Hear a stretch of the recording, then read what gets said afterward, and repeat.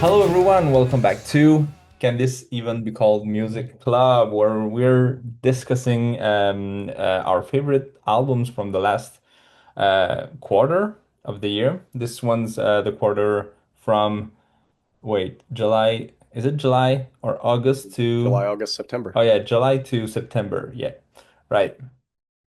Um, my name's Dave. I'm the creator of Can This Even Be Called Music? And we're gonna go ahead and do a little spin. Like, why don't you guys introduce yourselves? Matt, I choose you. I am Matt. I'm also Patmos Atoimos. I'm always working on music, and I've been uh, writing articles for Can This Even Be Called Music a decade ago, and now, thrilled to be part of this pod. I'm Bishop. I've written music reviews for Can This Even Be Called Music. I write music all the time as well. Now we mostly argue about albums in a group chat, and yeah, I love yapping. I'm Jeff. I've been the webmaster of Can This Even Be Called Music for a while. I've also written some reviews and done some video reviews of those as well in the past. But now I do the video podcast. All right, thanks, guys. Today we have quite a spicy selection of albums. We're gonna talk about the Old 2, an album by Jacob Garchik, kind of I don't know, kind of like jazz fusion, jazz metal kind of deal. We're gonna go with Pile too, the new Pile album, which is, I guess I could say it's a noise rock album. How would you call that? We'll get into it. Yeah, okay. Yeah, I think noise rock, math rockish adjacent rock Mm-hmm. band is that's all accurate.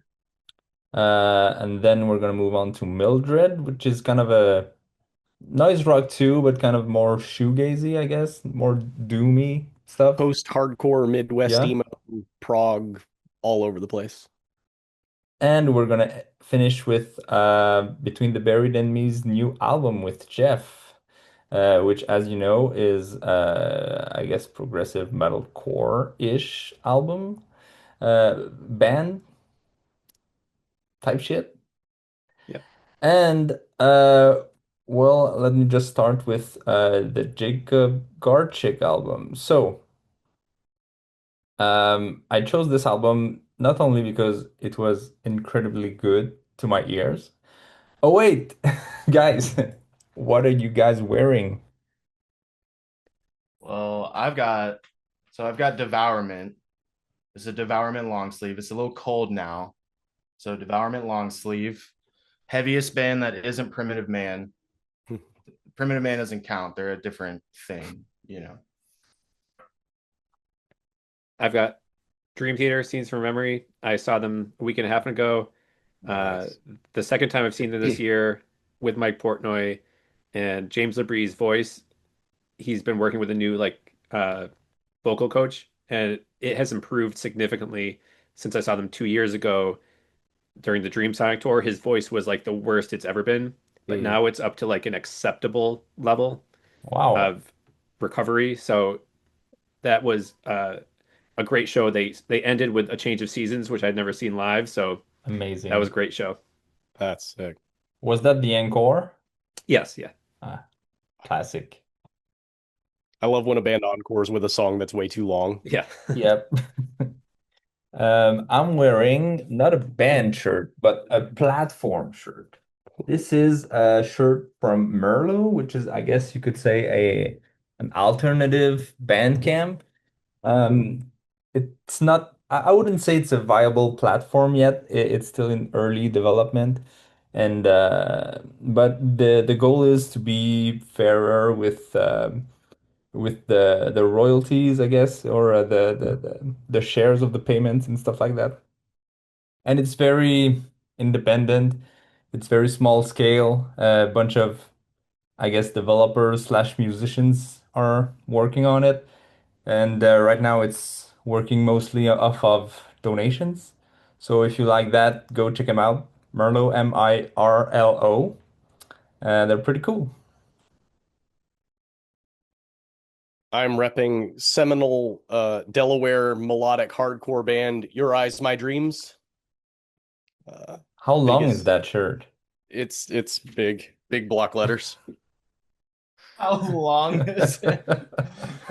Long enough. Um Your yeah, knees. good friends of mine who are one of the bigger bands to come from the local Delaware scene. They actually got signed and put out an album on a real record label in 2006. And then life happened and they kind of dissolved shortly after, but best breakdowns in the state of Delaware. Did you say it was deathcore? Nah, this was like pre-deathcore. It was Okay. metalcore, hardcore, melodic riffs, grunting vocals. Was given their debut album was given a 0 out of 10 review by Scene Point Blank. The album was called Weapons Are Useless, and the review said more like this album is useless. Dude, that Awesome. rocks. Yeah. Bazinga. Is it like the ABR sound or something like that? Very similar. Actually, Yeah. when ABR was looking for a new vocalist at one point, my friend Jason, who is the Your Eyes My Dreams vocalist, was up for consideration to be recruited by them. Didn't end up Amazing. making it. Well, ABR has been releasing the same album since I don't know when, like for Yep. 10 years. Yep. But 20 years it's probably. good stuff. Don't change the recipe. It's just put out the same album, it's good. All right. So I'm gonna continue with Jacob Garchik. Okay, so yeah, I chose that album because it was freaking good. It's got a hell of a lineup too, a bunch of musicians on there. It's just like the craziest contemporary jazz New York scene, I would say. Like maybe some of the best guitar players and musicians out of in New York. Um, and also it's just it's really a good time. It's the kind of stuff I love in jazz. And it was also to bring something else maybe to the table. In the last episodes, I've brought more metal adjacent stuff, and I wanted to bring something a little beside that. So Jacob Garchik, he's a trombone player. Uh, I want to say trombone, an instrument I loathe. I don't like the trombone, but he's doing a great job. I didn't, I didn't hate it. And I guess it's just, I don't know. It's just ingrained in me. Um, and I'm just gonna go through the lineup there. We've got Brandon Seabrook. He's a guitar player. He's been doing a lot of wacky stuff on guitar. Um, uh, if I remember correctly, it's more like abrasive stuff, his style, his solo stuff. Maybe closer to I wouldn't say maybe mathcore, but metal-ish. We've got Mary Halvorson. She's been, I would say, a rising star in jazz music for a while. She's incredible. She's got a really unique style too, with all the pedals she uses and the effects around what she plays. It's I would say a pretty confusing style if you when you hear it at first, you're like, what's going on?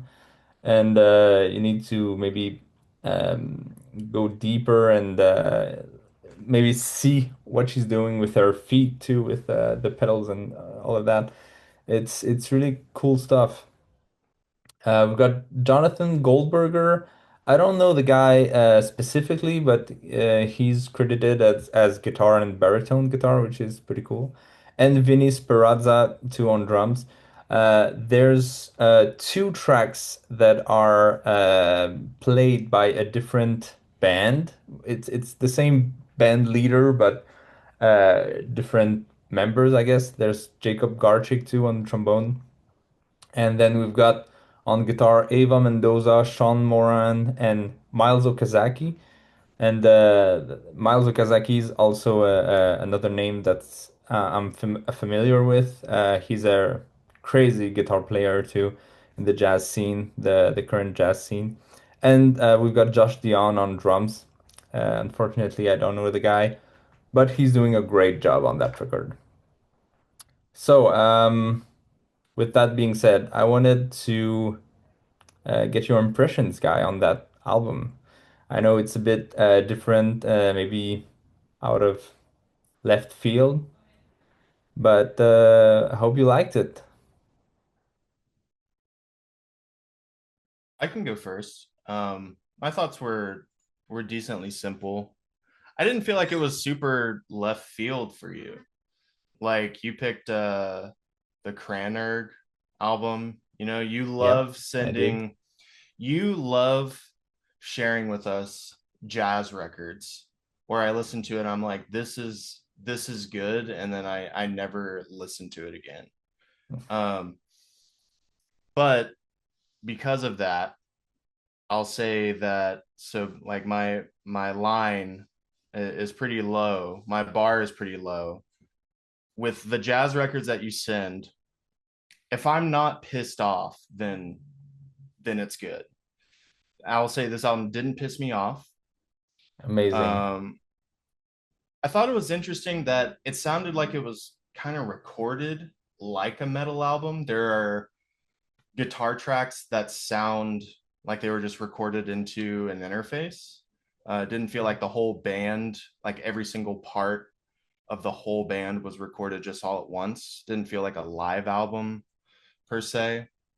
Um, but it also wasn't really a metal album. It wasn't metal jazz. It wasn't the jazz with DJ, which I mean, I've said it too many times at this point. I'm never gonna like that. People should never make that.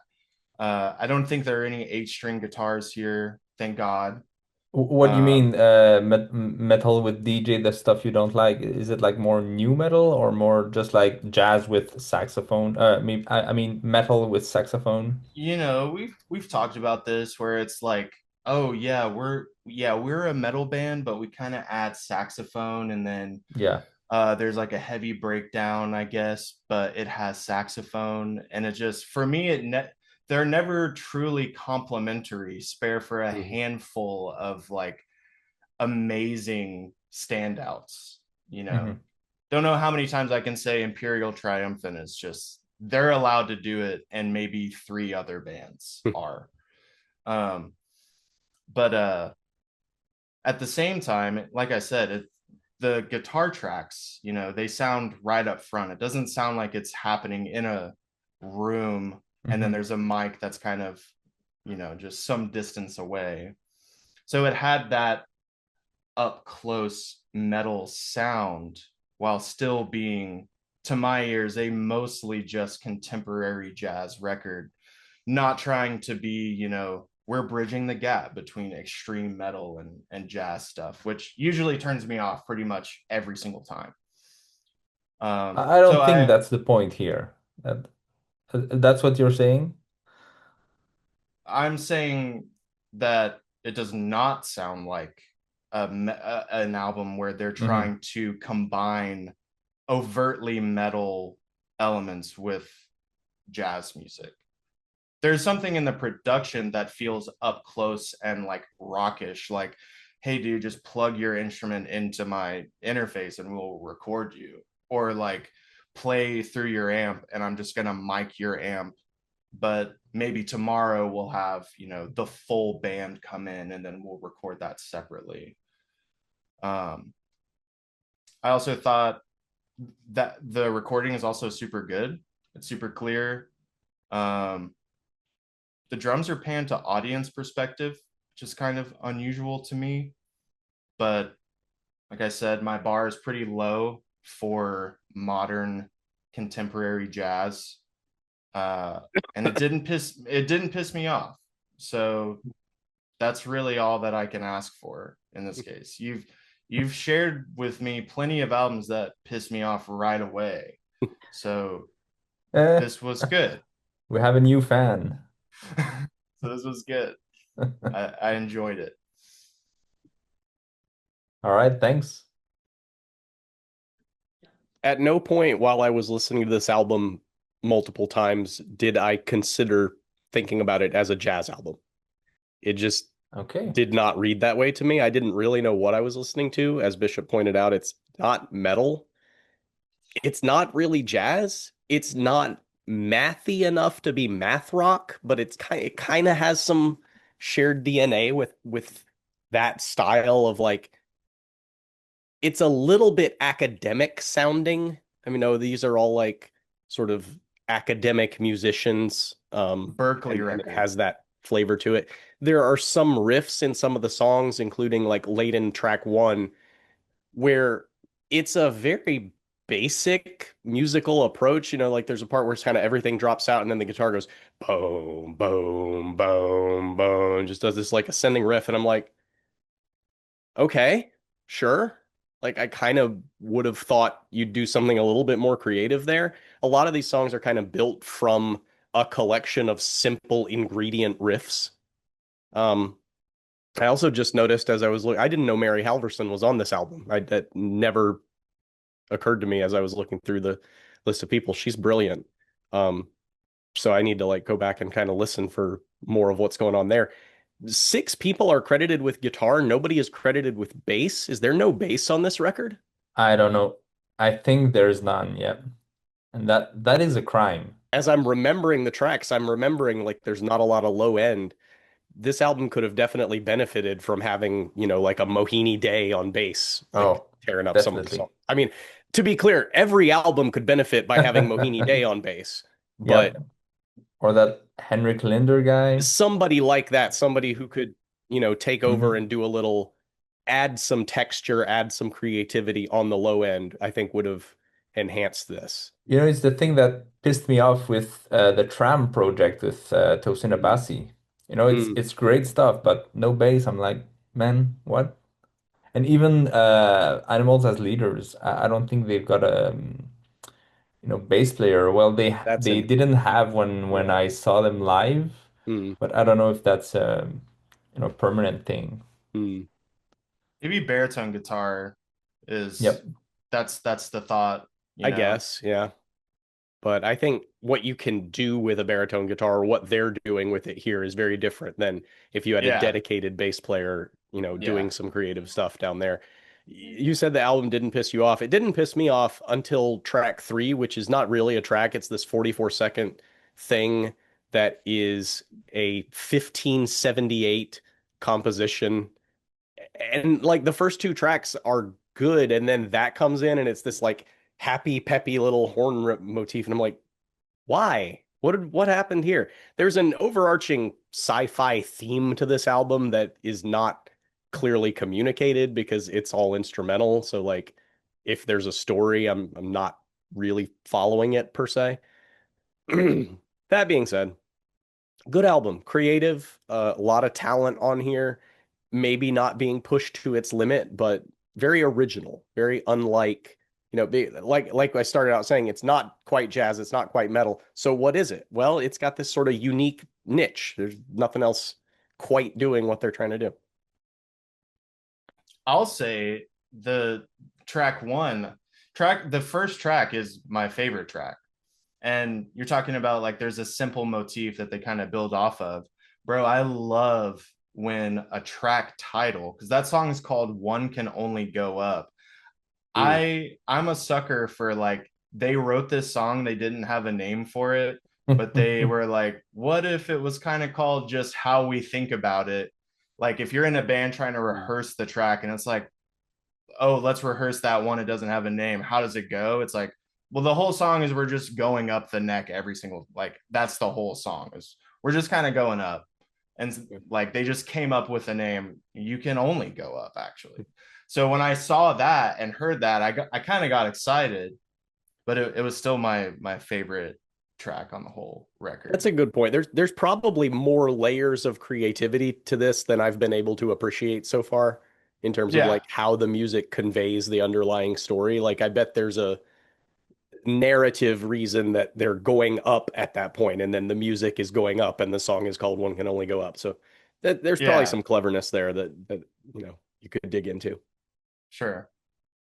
Well, the sci-fi theme is a bit I found it pretty interesting at first because it's not something I used to in maybe jazz music. Jazz and sci-fi is pretty cool in my book.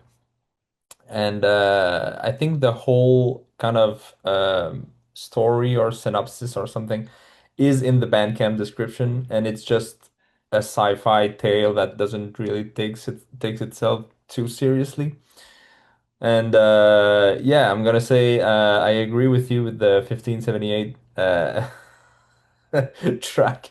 I mean, it's there. All right. Well, I'm taking it. I have no choice, but yeah, why it's there? Why not? I had similar thoughts on this album. It was good, but nothing really stood out to me. Um, I don't listen to much jazz, but yeah, I also read that sci-fi description on Bandcamp and is like, oh, I didn't realize there was any concept at all since it's instrumental, but maybe there is something to that if you kind of look into how the music is structured. But that's definitely something I didn't look into. All right. Well, that wraps up the first one, I guess. So, who wanna go next? We got Pyle and Mildred. Bishop, take it. I'll go next.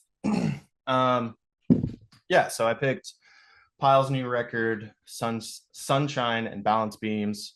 It's their ninth record.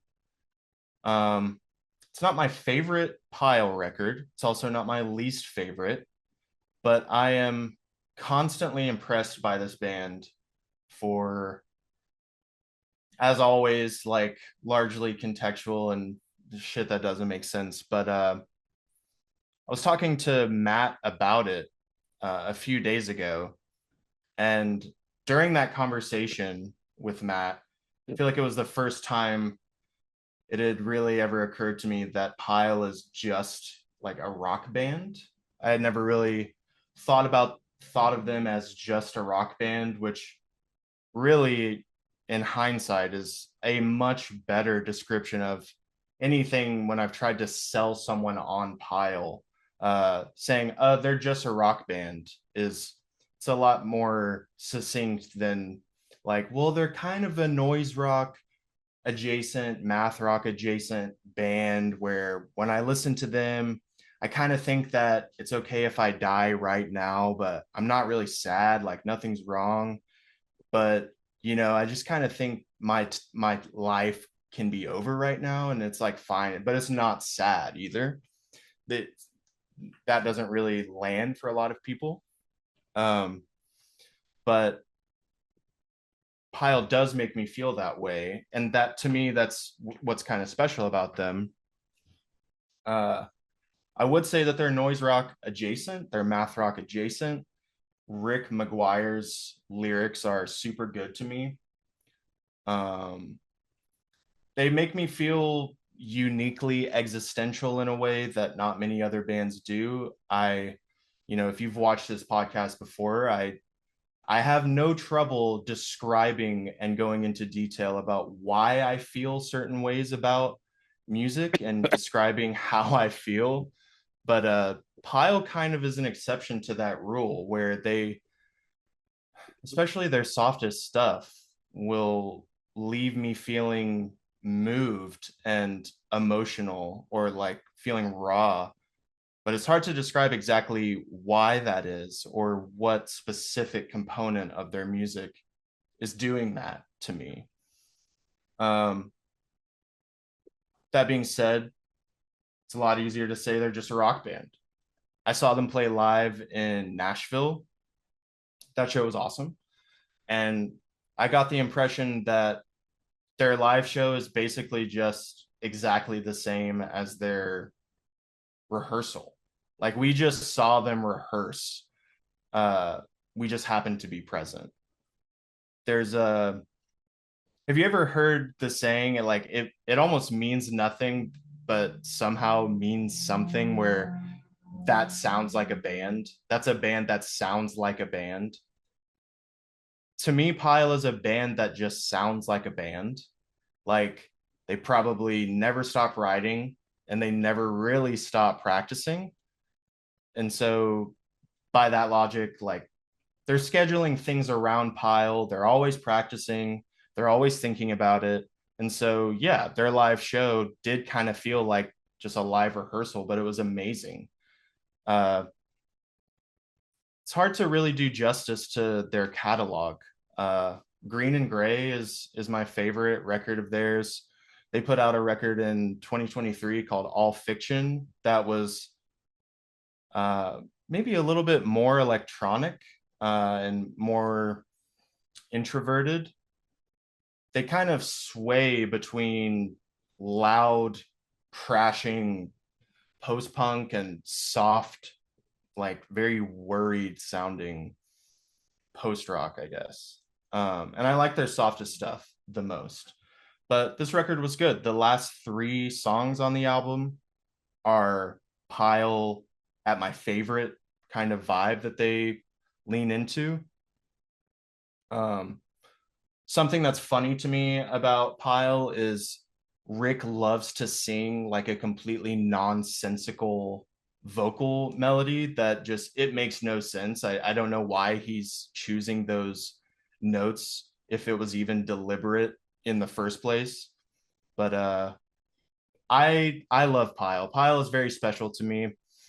This record is good. I don't think that I would say it should be your entryway into them if you've never listened to them before, but it's a band that makes you want to play music. It's inspiring to me. Sometimes their music makes me think I should maybe just, go away and die, but again, it's not sad. Like I'm not depressed or anything. And I think the lyrics are really, really good. So that's my pitch for Pile and their ninth album, Sunshine and Balance Beams. So it's just like a band that makes you go, I should start a band. They're inspiring in the sense that like there's something ideal about being in a band with other people who can just, I guess, always show up and put the same amount of effort into like practicing all the time, Dude, thinking about the music all the time. that's That's so, impossible. I know it's fucking impossible, but nine albums later and then watching them play live, Yeah, it was like effortless. that's And crazy. yeah, Just I, trying to find a few people to jam sometimes, it's just like so hard. yeah, getting people in the same room at the same time is already hard enough. And Yeah. then like writing something takes, years of practice, and then writing something good is just subjective anyway. So the fact that they're able to do that so consistently in a way that feels very special, almost like reading someone's diary or reading Mm. someone's journal is the vibe that I get from Rick's lyrics. I mean, it's so many things have to go right to be able to do what they do, in my opinion. Do you remember the boy band we Of talked course. about a few Yeah. years ago? Yeah. How does this one make you feel? Is it like close to Pile or it's not the same thing at all? Well, I wouldn't say no, I wouldn't say that they're really close at all, but I mean that album specifically was gut wrenching for a very specific reason. And Mm. so it was easy to pinpoint why like that album made me cry, whereas Carry On song at the end of this record, it makes me feel this. What did I wrote something. I wrote uniquely existential anticipation. Like they're really, really good at writing music. Pyle is very good at writing music that feels like something is ending or about to end or approaching, almost like that transition from dusk into nighttime. And I don't know how they're so good at that, but that's the way that it makes me feel, I guess. But it's very ambiguous. With boy band, it's like, wow, that story is fucking sad. I love you. I'm sorry. Yeah, it Yeah. was good. Oh, yeah, also super good. Well, I'm gonna go since I interrupted you and uh yeah, Pyle. I know the band since All Fiction, so I'm a pretty recent fan of the band. Didn't go through their back catalog at all, so I don't know if that's just their sound, how they've sounded since the beginning, or if they've had a recent tangent or a different sound, something like that. But I remember really liking All Fiction, and with Sunshine and Balance Beams. I think this one's more melancholic, maybe. Maybe you could, um, maybe not clarify, but assert that for me. Is it all fiction? It was a bit brighter, right? Or am I just remembering it wrong? Was gonna say, to me, All Fiction was weirdly introspective for them. It felt less like, hey, we're a rock band, we're a band that sounds like a band and we play shows.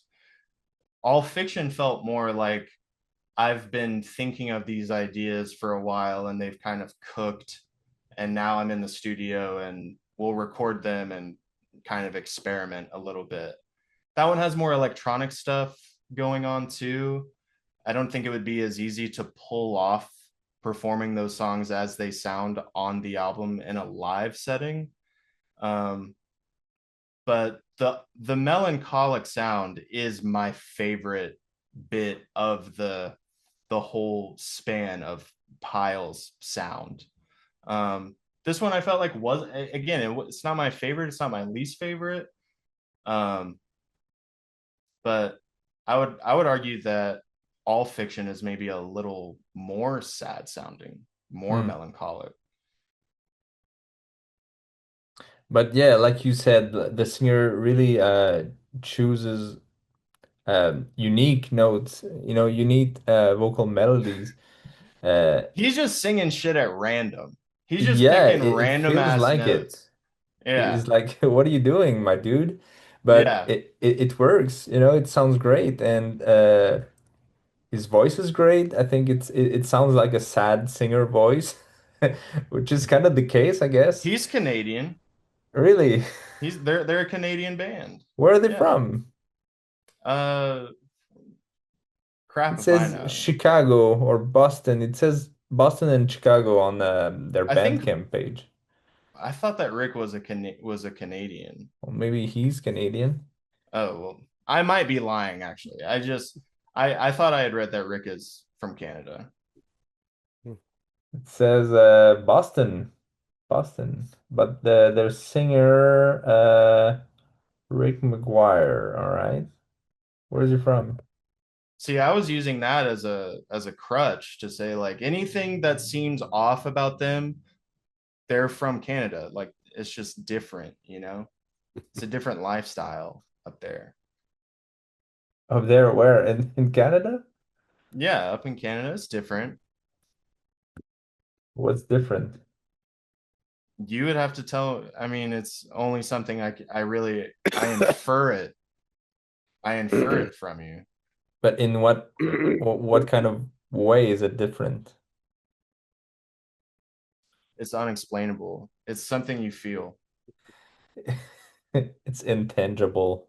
It's intangible and invisible, All right. Well, but all right. So, perceptible. Yeah. really liked the Pile album. It's my jam. It's my jam. I like it. Don't have much more to say. Thanks for having chosen this album. Sure. I can go next. I also enjoyed this album. Um, when you mentioned it, it seems like just a rock band. I would I would say it sounded to me like a grunge rock band, like 90s grunge. It really had that sound to me. And I found that all the songs were really good, and I didn't really have any complaints about the album. Um, it's another one of the albums that you've picked, Bishop, that I kind of actually could get into, where sometimes you pick some that are a little bit more experimental, a little bit more hardcore that don't really match with my taste as much. But this one's a good pick, and I really enjoyed it. It's easier to listen to than Wormed, Yeah. you know. I don't know if I agree with that personally, but that's a taste thing. Yeah, I'm excited to hear your take. Yeah, I Let's mean, hear it. this is not in my wheelhouse. It's funny, my good friend who I talk about music with all the time alerted me to this album 2 months ago, and I didn't clock it at the time because I didn't know we were going to be talking about it then. I had never heard of this band, but he texted me, pretty sure you would think Pile is the worst album you've ever heard. It sounds like if Ben Folds joined Black Country New Road and they announced they were a hardcore band without actually trying to be a hardcore band. I don't totally know It's what pretty Wow. I don't accurate. totally know what any of It's that kind of means, but accurate. I didn't clock the like Ben Folds 5 inspiration. I didn't clock that. And my opinion on Black Country New Road is like they're guys who they know they're smart. They're like, yeah, we're kind of smart. hmm. And so if you listen to us, yeah, maybe you're kind of smart. I don't get that kind of smarmy vibe from Yeah, Pyle. It's like I this is don't just a get that. sad guy. He's I don't old get and that he's from sad. Pile either. Okay, I think okay. when we're talking about them as a rock band, to be clear, I'm talking about like the foundation of their sound is rock. Yeah. They're doing Yeah. a lot of other things with that, but their foundation is rock. And I have had a lot of difficulty over the years appreciating critically acclaimed bands that are rooted in rock in that way. Like I brought up Radiohead when we were talking. I've never Mhm. really been able to get into Radiohead because as experimental as they are, their foundation is a rock band. And like Yeah.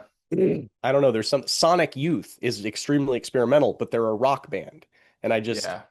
that's it. It takes some difficulty for me to appreciate stuff that's in that oeuvre. Mhm. Um, So so do you I liked when Pyle strayed the furthest from that sort of route, and they do. There's a lot of like different sounds and excursions and diversions on this record. I agree with you that like right at the end is where it hits the peak, and I'm like they're really getting some creative stuff here. The next to last track, I think the longest one on the album, Yeah. Meanwhile Outside, goes to some really like emotive places and gets away from the straight ahead rock sound. And there's Rhodes on this album. I love a Rhodes. I'm always going to appreciate stuff with a Rhodes on it. Mhm. There's a string section used on several tracks that I didn't always hear. I had to like go back and be like, wait, there were strings there. So like I sort of wish they had brought that out a little bit more. But this is clearly a creative band full of talented people and that has been around a long time. This is the first album I had heard of theirs. Um, but yeah, cool stuff. That's so fair. I guess Matt, you respect more. I guess you're more of a metal guy, right? Metal or jazz Yeah, or something that's coming from a different angle. I can't not fully rock, explain, huh? not rock. Yeah, and I can't like fully explain that, but there's something about like you can tell when a band I don't even know has that root. Like a lot of shoegaze, even like My Bloody Valentine, I don't like because they're too rocky. I don't know. It's one of those you know it when you hear it kind of things. I can't put like Mhm. defined parameters on what Yeah. makes something rock rooted versus metal rooted or It's like being Canadian. It's another one of those intangible things, but it's like there are people who will go on Rick Beato's podcast or something, and they're guitar players who just the way that they play and talk about guitar, it could span any genre, but there's a strange because I agree about like bands that are rooted in rock where I think you mentioned Big Thief when Mhm. we were talking about it. And yeah, they approach guitar centric music with it really is hard to explain, but some sort of off putting or discomforting delicateness, as Mhm. if like guitar should be revered or respected in some way. And even that feels kind of wrong to say, but whatever that feeling is that kind of makes my hair stand up uh to me is also the like that is a symptom of being a rock rooted band. It's hard to describe. Like we're a guitar band. Yeah, it's Uh very guitar focused or guitar yeah. first rock, I Mhm. guess. And Yeah. metal But too, I not in guess. a virtuosic way, not in like we're showing off Hmm. our guitar skill. It's just that this is like the foundational layer of the sound. You know, it makes me think of Back to the Future. You know, Mm. with Marty just like has this guitar and it's just like kind of the worship of the guitar and it feels very much like all the 70s, 80s were very focused on like guitar players as gods or something like that. It's just like Yeah. the worship of the guitar, I guess. Yeah. The guitar as an icon, I think, is awkward. And like it kind of rubs me the wrong way, I guess. I would I've always thought of Pile as a band where it'd be like it would be sick to play bass in this band. Really, it makes me want to play bass. If you were just a bass player and a super fucking solid band where everyone shows up all the time and like you don't have to you're not tapping or anything. You don't have to have a crazy rig. Just dude, be a good bass player and you have a job for, however many years, like a decade. It makes you want to play bass. That's how I feel about Bass it. is amazing. You should play bass. Bass is fun. I do Everyone play. should play bass. Yeah, yeah,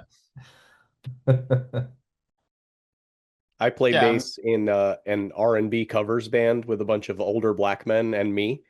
And it's just such a fun time. It's the simple, groovy Wow. bass lines, and I'm holding Yep. down the low end and I'm having a good time. yeah. You need to be solid though. Like Yeah. on the rhythm side, Yeah. you need to be there, show up, you know. I think that if y'all liked but weren't blown away by Sunshine and Balance Beams, listen to Green and Gray. That was their first record that I listened to, and it's got some of my favorite songs of theirs. Some of my like maybe top 50 songs ever on there. Specifically, Hair is a great one. Um, that's what I would use as a entryway into their music because it goes from some of the softest stuff that they've made to just okay, this is like, actually noise rock now. I would go so far as to use the word angular, which I'm hesitant to Oh, use. I don't like saying I'm like, what does that mean? I don't know. are you a music critique? Am I a music critic? All of us are. Angular. Wow. Yeah. You're on the verge of getting a Pulitzer Prize. I'm a music geometrist. The music is the The shape of it is very spiky, I guess, and angular. average degree of the riff in that album is 30. Yeah. Yeah. What if Exactly. I take a wrong turn and accidentally put on Green and Yellow by Baroness instead? That makes brown. Yeah. Yeah. Baroness is a band that I found them when I felt like very impressionable. Like I was listening to the most music and I wanted to like it a lot. Same with Paul Bearer. It's like Mm. people say this is really cool, but I'm I just pretty didn't sure I get it. saw both of those bands at the same show about 10 years ago. It was about 10 years ago when I heard of both of them and it never clicked for me, but I should revisit. I'm not a big Paul Bearer fan either. Paul Bearer's fine. I don't think they're brilliant, but I enjoy their stuff. They write songs that are so long where it's like, dude, this needs fucking 10 more decibels of gain. Turn this up already. Come on. They're like rock doom to me. Yeah. Their Doom that chooses to have high clean vocals is almost always a miss for me, but Paul Bearer Yeah. is the exception. I like All their right. vocals. Okay. I'll have to revisit. Well, there's a few bands that do this right for me. I don't have any name in mind right now. I thought of Tethered to a Dying Animal, but that's not really doom. Mm. It's just very like low end. Uh, and it's kind of like hushed vocals too. It's a very weird thing, but they were interesting, I guess. Jeff, did you speak about the pile? Yeah. Yeah. Yeah, okay. All right. Let's move on to the big one. Oh boy, Mildred. Um, there were a lot of good albums from this quarter. Not any that like blew my mind to the point of like this is an all-timer, but like I was really debating between several things, and the album I kept coming back to was this Part One by Mildred, another band I had never heard of before until I think Dave recommended them in the chat, and I checked them out, and I was just like, so I immediately click on the Bandcamp. There's 23 songs, some of them are 10 minutes long. I'm like, I'm in. I don't have any idea what this sounds like, but I love it already. And I will spare you all the track by track review, not only because we'd be here all day, but also because like that's not really how I ever listened to this album, and it's not really how the Mhm. album asks to be listened to, I don't think. Every time I went to this album, I just kind of put it on and let it wash over me for a while. Um, and usually listen to it in like two sittings while playing Scrabble in the background or something. Um, it is, as we mentioned up top, it's got this post-hardcore uh sort of psychedelic doom Midwest emo wailing vocals, um deeply emotional sound, just like a lot of pain being communicated just by the tone, like not even in the lyrics inherently, which I'm sure are awesome, but I wasn't always like invested in the lyrics as I was listening, but the music itself just communicates these deep emotions that, then you start looking and their song titles are like self-hating trip hop song, what it feels like to discover a mass suicide, song for a dead bird. You're like, yeah, that makes sense given the tone of the album. All those song titles seem to fit. Um, Idiot song. yeah, Dancing Queen on Heroin.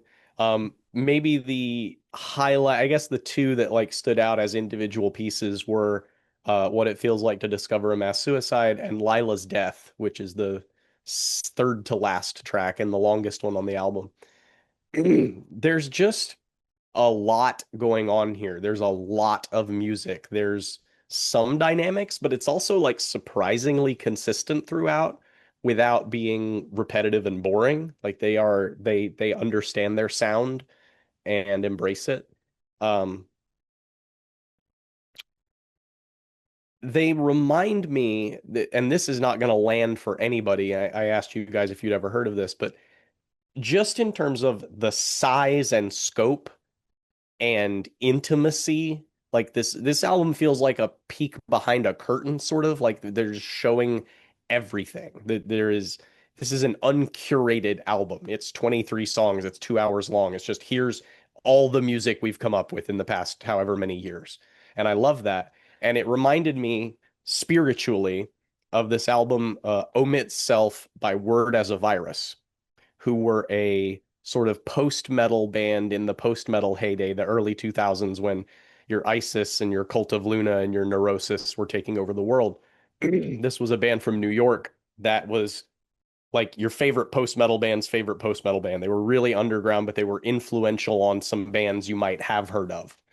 And they put out like some demos and some EPs, and then at the end of their career, after their vocalist passed away from brain cancer, they put out this album called Omit Self that was everything. So there's a few tracks on there there are multiple versions of the same track at different points in the album because it's like this one was from a demo, this one was from a later recording session, and sometimes they're a little reworked, sometimes they're the same, and they explore a ton of territory on that album, and then you like hear their sound evolving as you listen through it, and it is very like raw in a way. It's very like behind the curtain again, like I said, and they don't sound musically very similar to Mildred, but I just got a lot of that same vibe. Like this album made me want to go back and listen to that album and vice versa.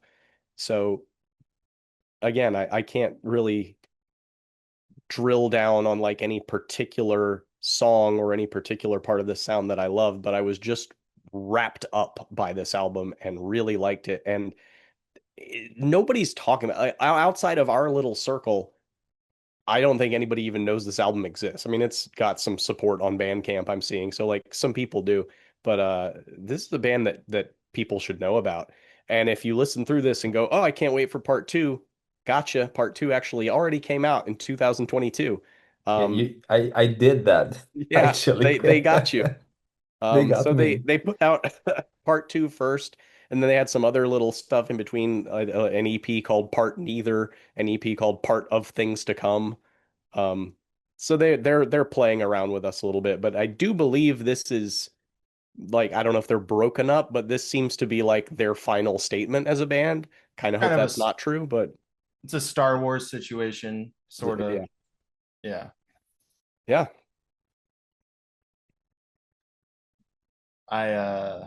I can go. So yeah, this was really interesting to me. This was not on my radar at all. Trying to find much information about them also proved to not be super easy. They have a link to their website on their Bandcamp, but it doesn't work. So maybe it's under construction. Um, but agreed totally on the thought that it feels like you're seeing everything, the behind the curtain sort of vibe. I mean, Sprain is like that, Shearling is like that. I would even argue Mhm. that to me, part of what I like a lot about Rick from Pyle's lyrics is it feels like that, where Mhm.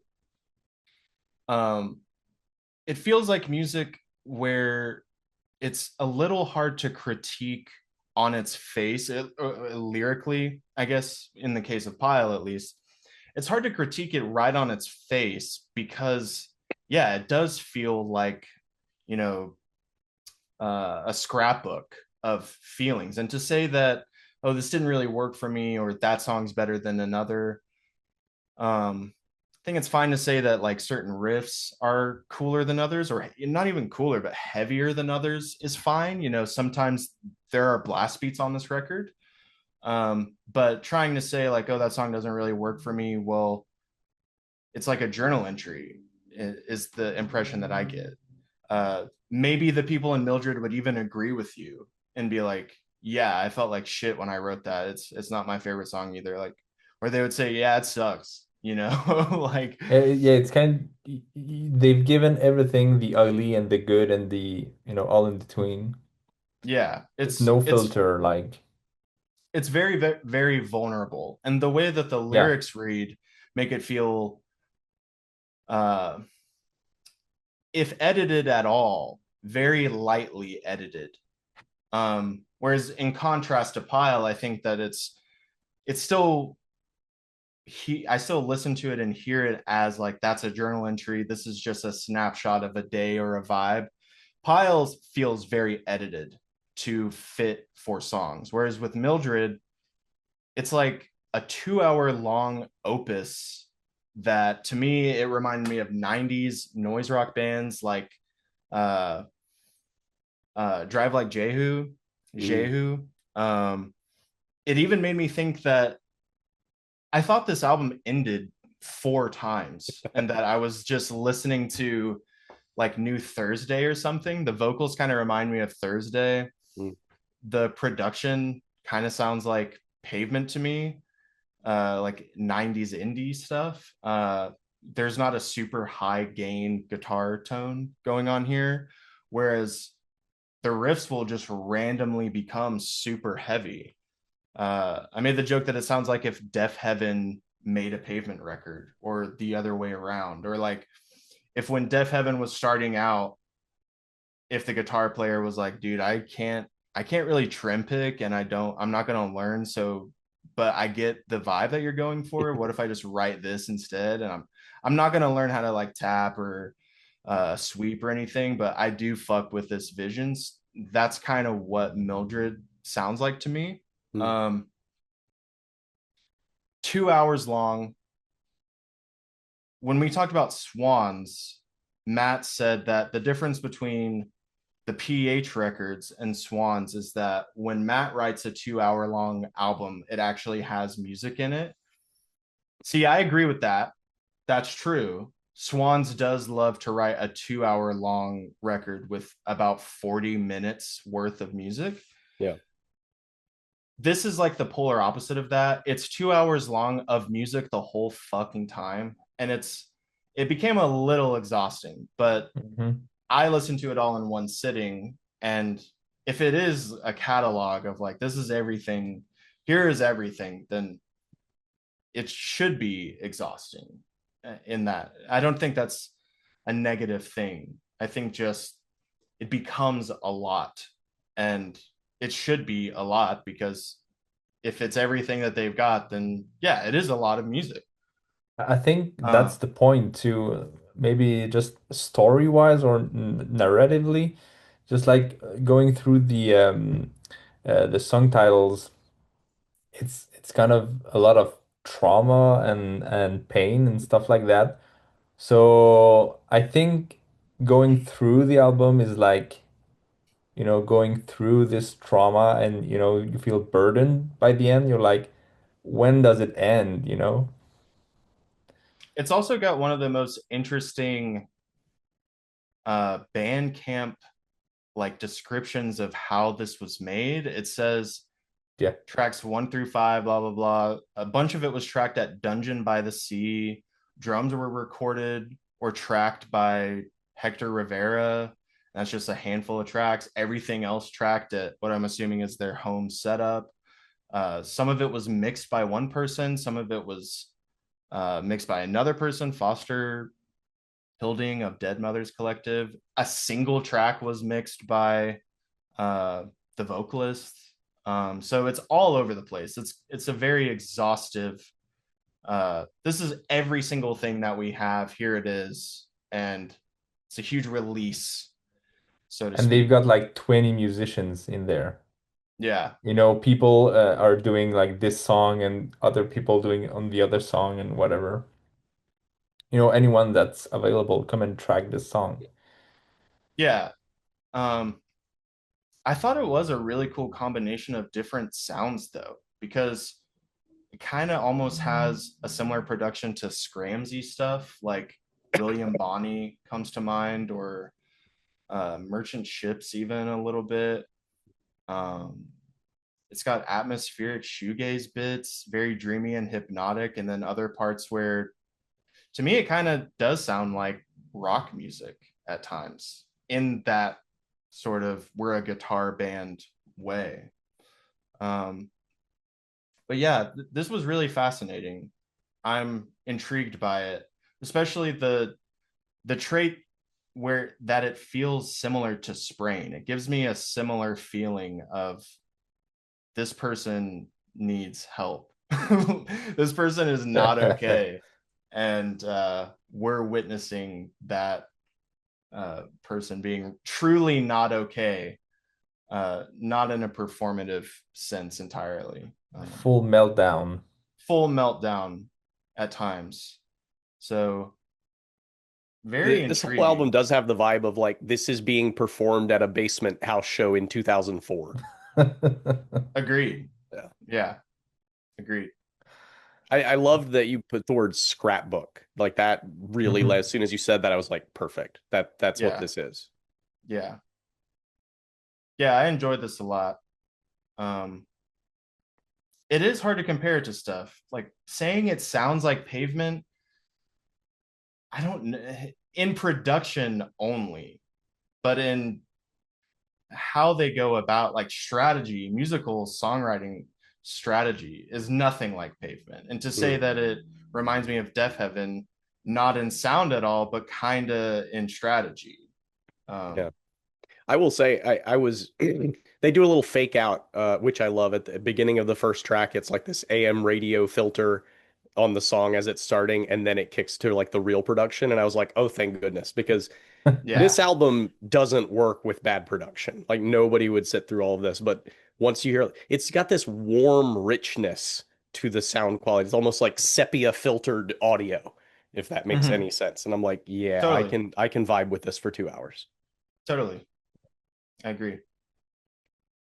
When I stumbled upon this, I usually when I kind of discover music. I use Bandcamp Discover and just go through all the shit and recently more and more AI bullshit and just like here listen to snippets of that, and when they sound interesting I just open the page in another tab and go and listen to it further and check the page. But when I checked that page for Mildred and I saw just like 23 songs, and some of them, like Matt said, are like just like 10 minutes and more, I immediately send it to our chat and like, hey Matt, check this out. I knew it was You I know me knew well. you would be up for that. But yeah, it sounds, I mean, I said a kind of shoegazy noise rock band. Uh, I I still kind of stand by this. Maybe it's a bit more doomy and post hardcorey maybe. I don't really know. It's kind of hard to pinpoint the exact style and genre of this album, but it's a big slab of I don't know, of sad songs, sad and heavy and loud songs, and I usually listen to it like Matt said, kind of in the background. I'm doing some other stuff, sometimes listening to a podcast or a video or whatever while that is playing in the background, and I never gave it my full attention for 2 hours, but you know, when I'm listening to it and doing other stuff, at some point I'm just like, is that the same album? Is that finished? It's not over yet, right? And because there's a bunch of tracks, I guess, that feel like an ending, they Yeah, feel like the last song, but they're they never the end the last song. album like four Yeah, times. yeah, They end exactly. it four times. I couldn't say which tracks do that, but like I'm constantly like, all right, so this is ending, but it's like it keeps going. So yeah, I'm glad to really have stumbled onto this band. It's very not on the radar of anyone, I think. I didn't see, any other site or whatever talk about that album or write about it or praise the album or whatever. But it really needs to be praised. I think it's a great record, and I didn't yet go to through part two. Yeah, part two, which is the first one they released. Um, did you go through it, Matt? I didn't yet. No. Yeah. All right. So who knows? Maybe it's good. Maybe it's better. Maybe it's not better.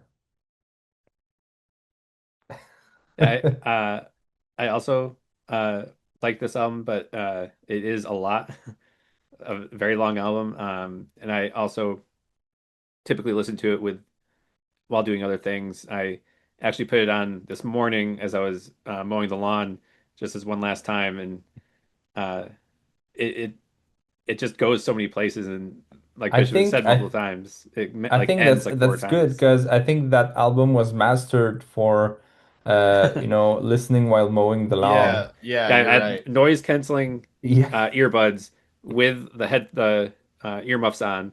So It does say that on the Bandcamp. It says mastered for mowing the lawn. Yeah, please listen to our album while mowing the lawn Yeah. at very low volume. Wasn't there famously like an album in the late 90s, early 2000s that was like 64 minutes of a lawnmower running? And everyone's like, this is the longest song of all time. And it's obviously not because there's way more experimental stuff, but there was just enough in the popular consciousness that like you'd hear about it every now and then.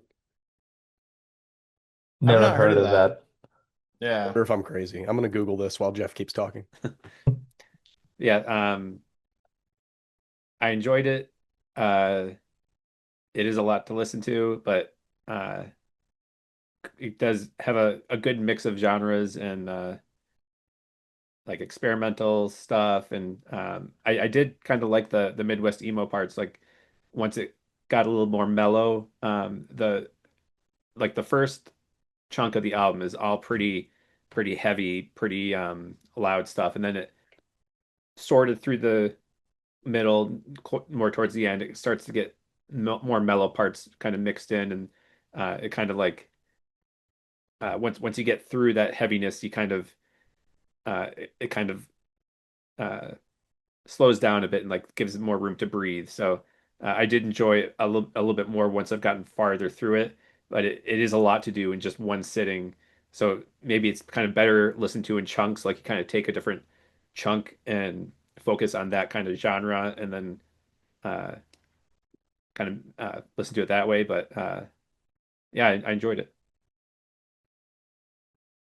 Dave, have you listened to William Bonney's album? Do you know William Bonney?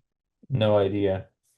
They're like an iconic scrams band, like emo with screaming kind of people love them, but the production is kind of similar. The way that I would say that it's similar, I guess really the only way is there's a difference between a band with a high gain guitar tone and a band with a pretty low gain guitar tone, just Hmm. loud, Mhm. and this is a low gain band, loud.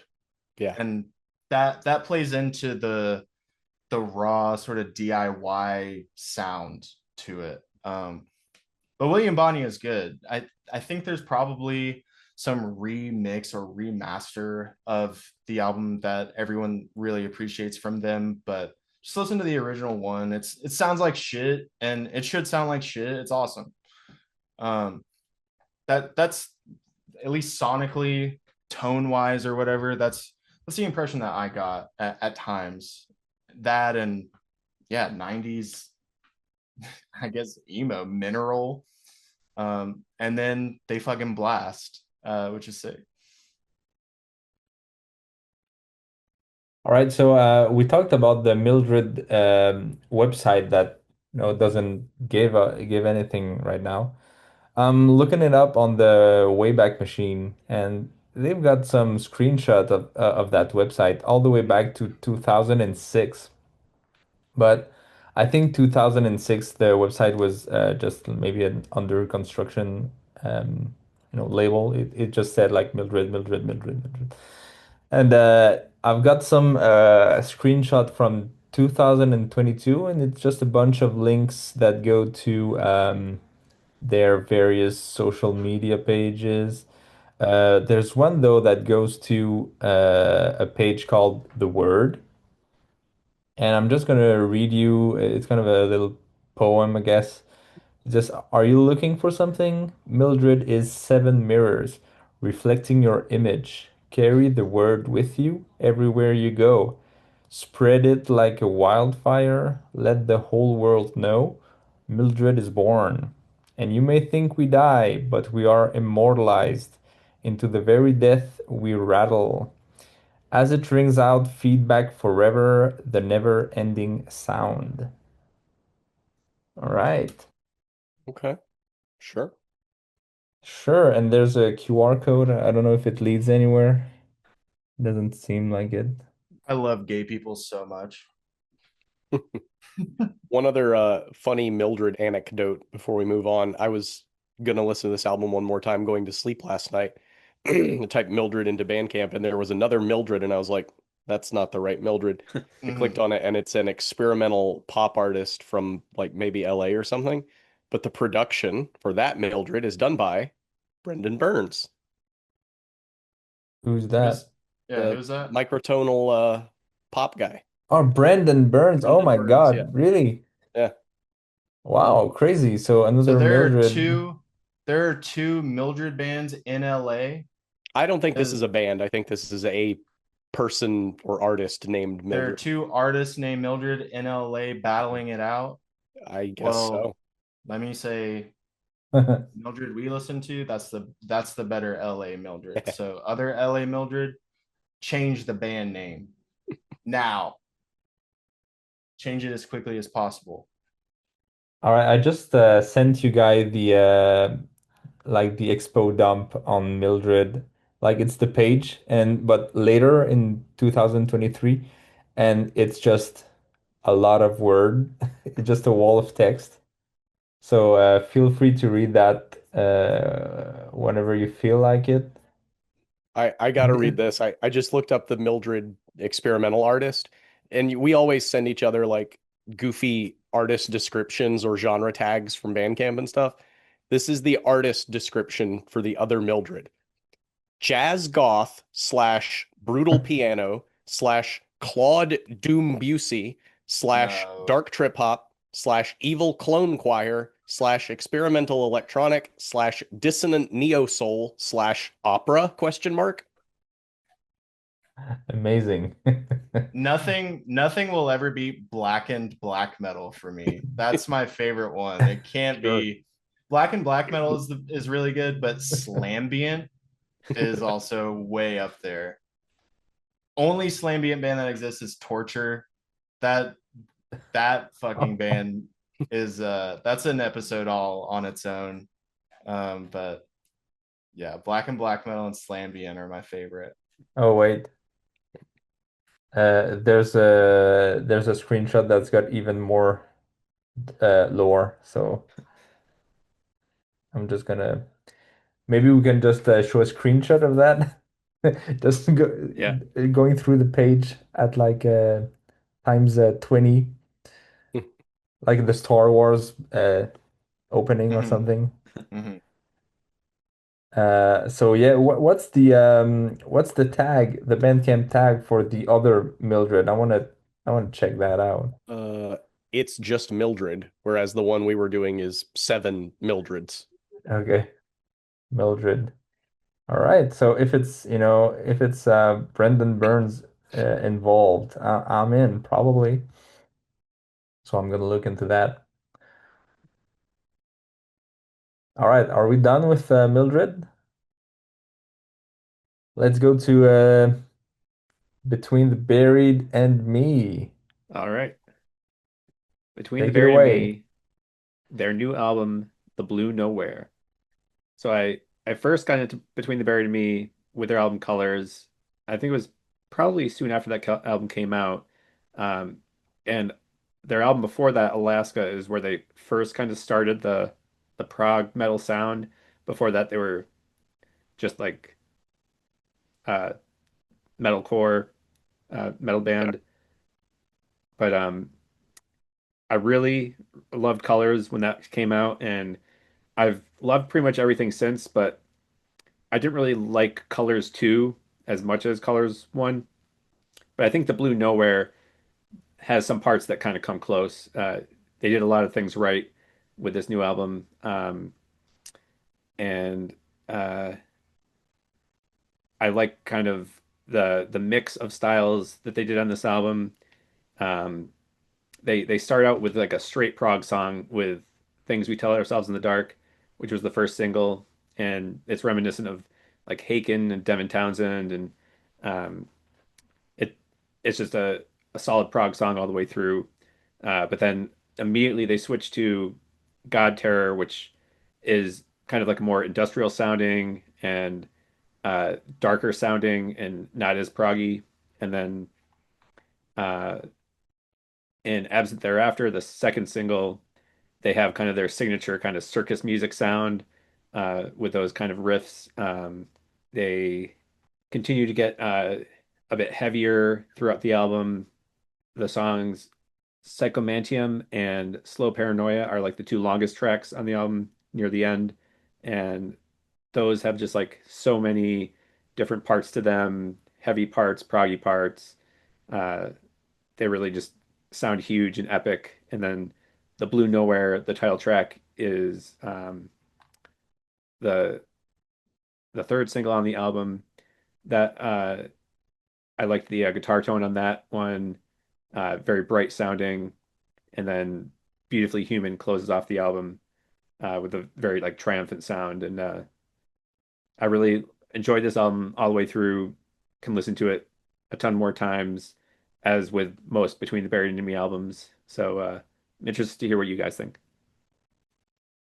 Who's the biggest BT Bam fan here? Probably me. I was gonna say, ain't me.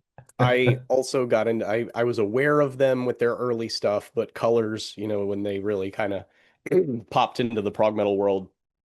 When that album came out, I was just starting in grad school in North Carolina, where they're from, and so I was at the Colors release show in Oh wow. Greensboro, North Carolina in 2007.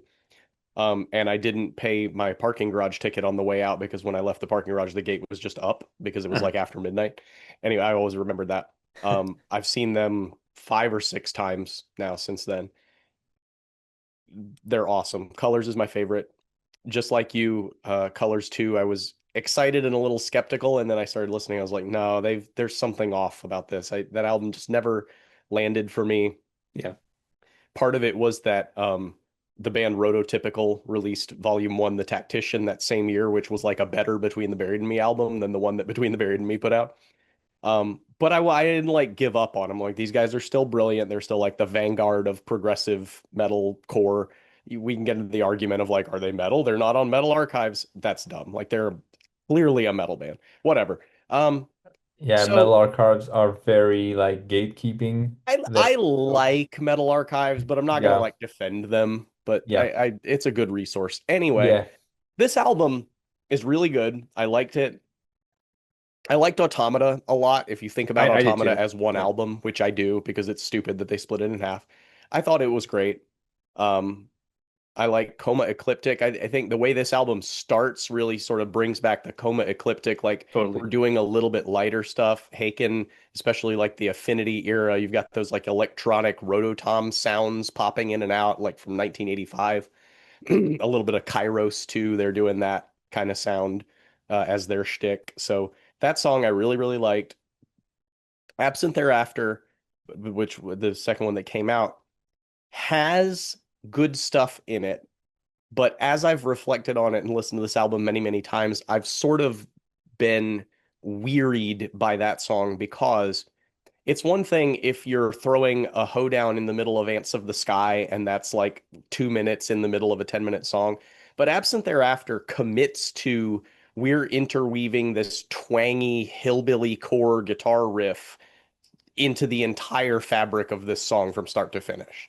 And I'm like, they kind of like got in their own way there in doing that because like the chorus of that song is awesome, and then we're like doing the twangy thing again, and then it ends with this sort of like theatrical goofiness, and I'm like, nah, there's that song could have been better. It could have been sort of I sometimes criticize bands for not integrating their sounds, but in this case, what they did is they integrated good sound with gimmick in a way that made the gimmick a little bit less appreciable.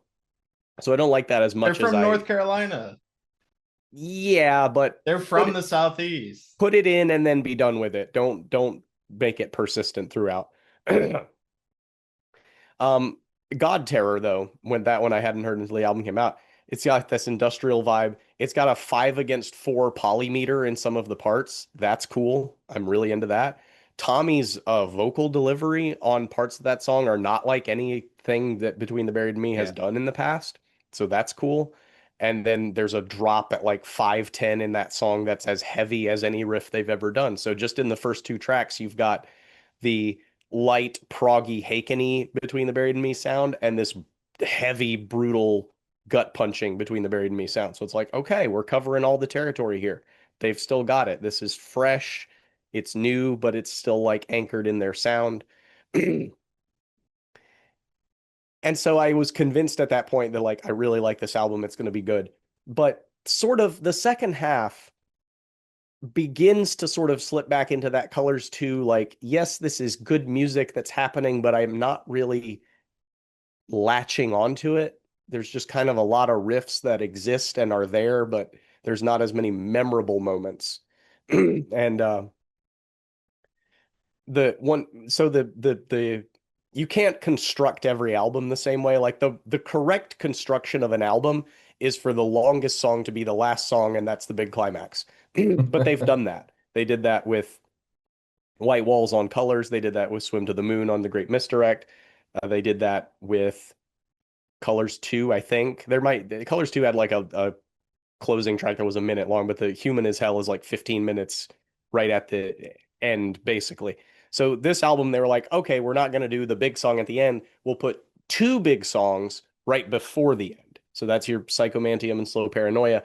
And they're good, but they don't like, other than maybe a little bit of Psychomantium, there's not as much like, this is the moment of that song. The Blue Nowhere, the title track, is hard left turn into like almost a pop song. And I think they nailed it. I think that song's really awesome. I'm very happy with that. I have no complaints about them choosing to do a more simple song because the vocal harmonies are great and the melodies are great. And then Beautifully Human closes the album well enough. It again doesn't totally land in terms of like I can't tell you what it sounds like always. There's a story to this album. I can't quite parse together what it is. Mirador is something. It's based on this hotel. It's more of like a non-narrative concept album. It's a collection of little individual stories taking place in this weird psychedelic hotel. But that being said, I love this album. I think it's great. I think it's not one of their top three, but it's right there in like the next tier with your Automata and your Coma Ecliptic, in terms of like, A minus between the Buried and Me. What's your top three? Colors, I just the run from Colors, Great Misdirect, and Parallax 2, I think is the top three. And I think a lot of people have Parallax 2 on top. There's something like too maximalist about it for me. I think Colors is really good and Great Misdirect is really close to Colors. Swim to the Moon could be their best song. I don't know. I don't know if you had to ask me their number one best song. I would have to make a Google spreadsheet and think about it for a week, which I would be love. I'd be very happy to do that. But yeah, All right, I'm gonna piss off a lot of Between the Buried and Me fans, and especially Matt, but Parallax 2 is my top. sure. I'm a latecomer to Between the Buried and Me. I've known the band with Parallax 1, which I thought was pretty good. That thing gets forgotten a lot now because it Yeah. was just a little EP, but the EP, music on that is yeah. awesome. I wish there had been like a deluxe Parallax 1 and Mhm. 2 release. That would have been great. Yeah, exactly. But I feel like Parallax 1 is not even close to the level of Parallax 2 in my mind. Just Parallax 2 just eclipses everything else, for me at least. And I've tried to go back and listen to the previous albums by the band. They're not for me. I don't know. The Great Misdirect Colors, they didn't really hit the same, scratch the same itch for me. And their very early stuff like Silent Circus and their self-titled, I just hate it. I hate it. It's bad. Yeah. I don't like it a lot There's at there's all. musical talent there, but the songwriting isn't there yet. It's like the first album by Protest the Hero, like the one before Kazaya. I don't know if you've heard of Mm, that. It's called mm, A Calculated Use of Calculated use of Sound. sound. It mm. sucks, man. It's rough. It's not for me. It's rough. No, it's fucking yeah. It's rough, dude. But Maybe it's for you, Bishop. I don't know, but it's But not for me. But they went Kazaya on is great. and did some great things. Kazaya is my favorite still by Yeah. Protest the Hero. And yeah, so Coma Ecliptic, Automata, they were pretty good. Colors too, I didn't very care much. And Blue Nowhere kind of falls in that slot of where of I don't care much. It's just like it's all right, they've got a bunch of cool songs. They've got a bunch of annoying songs too, namely the title track. But I think I'm the only one that finds it annoying. You guys seem to like the chorus or whatever, Yeah. the chemical thing. Yeah. I don't like it. I really don't. It's not for me. Like I'm just like Bishop would say, I'm just like shut up. No. Just no. I don't like that. But usually like they've got some pretty good songs, pretty cool riffs. I have no idea of the concept behind this album. Matt, you mentioned a psychedelic hotel. What's that Something like that. about? Don't know. That's okay. So I didn't follow at all. Whereas I really was invested in the Parallax 2 concept. Uh, but yeah, I mean, it's another Between the Buried and Me um, album. I'm it's not, it's not gonna be, I'm not gonna revisit it, that's what I'm saying. Hmm. I uh, I wrote the most notes for this album specifically, so I'm gonna go on a tangent a little bit as I always do. Let's But I go. yeah, I have a complicated relationship with this band. Um, a lot of people who I really respect, like musicians, you guys, even like you guys, Calder, who's in Florida Exorcist, a lot of Hell people yeah. who are people who I love and trust. I trust their writing, I trust their hearts and their ears. There are people who are incredibly important to me who have tried to sell me on this band at different points in my life, and it never lands properly for me. Um, the first introduction I had to Protest the Hero, or sorry, Between the Buried and Me, I get to Protest the Hero, uh, was my older brother, and it was he showed me Alaska. So it was my older brother. He influenced my music taste a ton with bands like Circus Survive and Protest the Hero. This was one of the bands that was probably like on an iPod that he gave me or some shit like that. And with Protest the Hero specifically, Kazaya, Mhm. I listened to that when I was in early, probably before middle school, actually. I was very young. Hmm. And as a kid, listening to Kazaya, I could understand that that's music where, like, okay, this guy's a really good singer. Every single person in this band is extremely good at their instrument. And none of it was really lost on me. You could kind of superficially understand, even me as a kid could be like, okay, these people are masters at whatever it is that they're doing.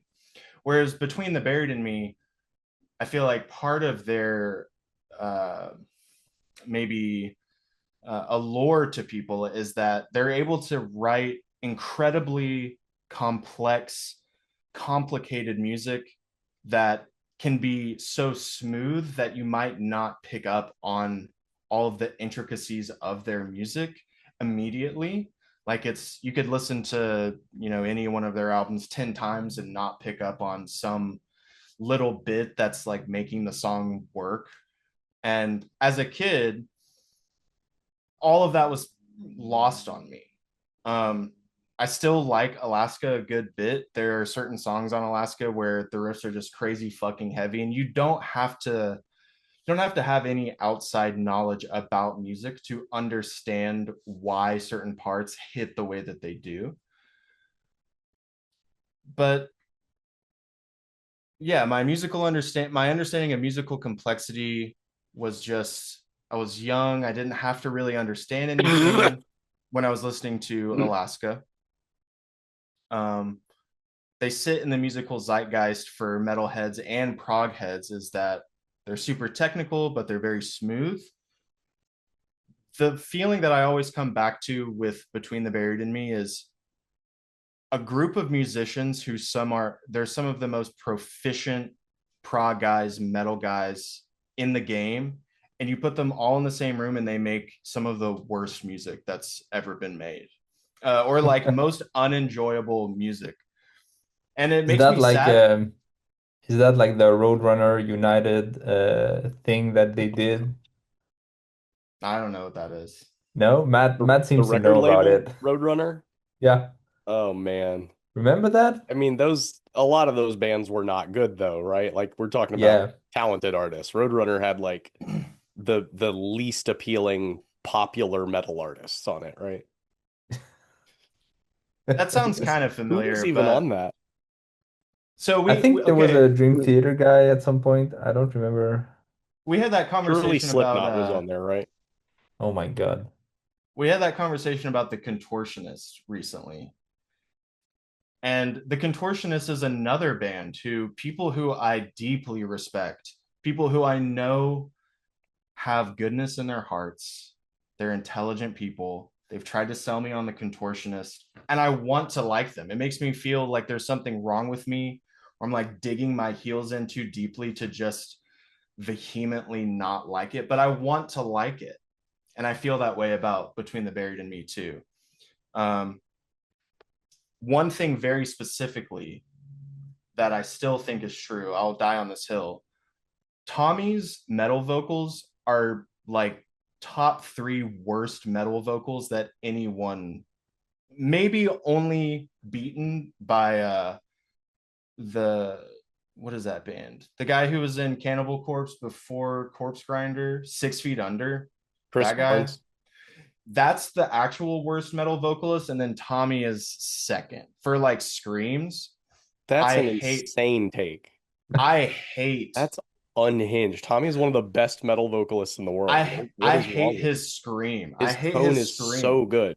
No, no, no, no, no, no. Okay, so I didn't write notes for this. This is gonna be off the dome.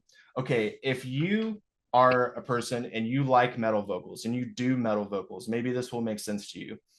Depending on what kind of music, what genre of metal you're in, you basically have to like pick a vowel. Okay, pick a vowel. Slam bands with cricket vocals, their vowel is E. Everybody they're just saying E all the time. If you're in a metalcore band, like okay, Fear Before the March of Flames, or like if you're just a raw scream, you don't really have to pick a vowel. If you're a band that does gutturals all the time, then your vowel is U, just a sound. Slam bands, they do the E. Chris Barnes does E to the worst degree. Tommy does an oi sound, an OI, where writing becomes roiding.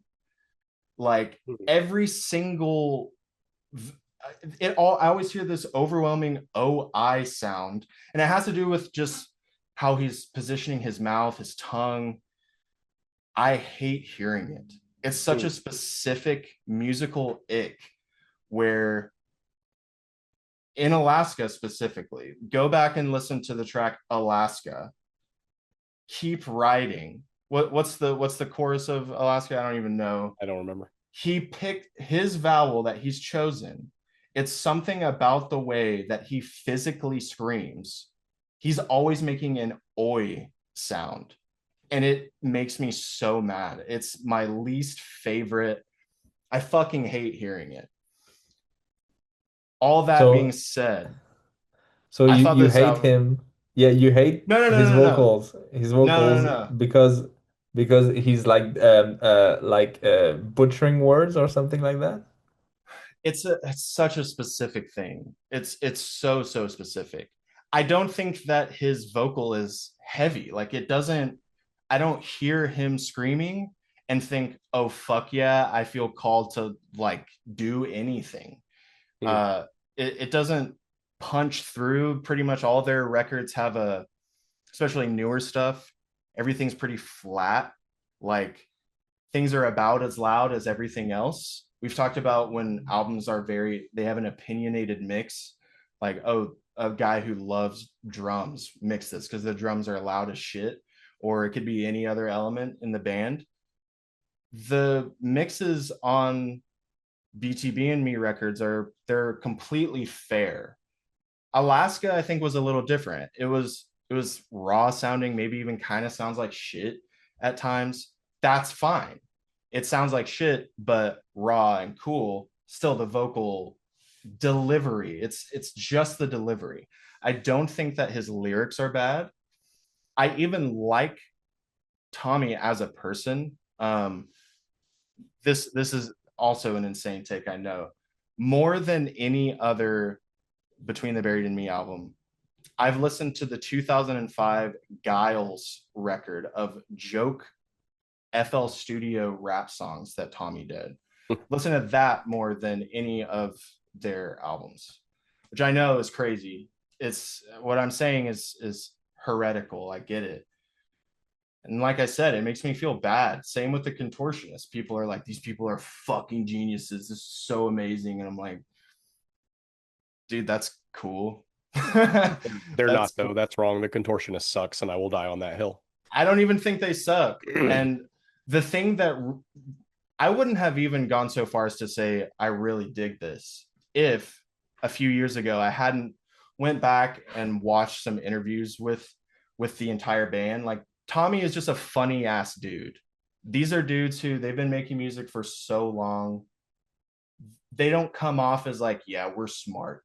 Yeah, bro, we're fucking, you know, even Tosin Abasi, who, if you listen to him talk, he's the humblest guy ever, but he's, I don't know, he's sexy. He's like sexy and smart. He can do anything.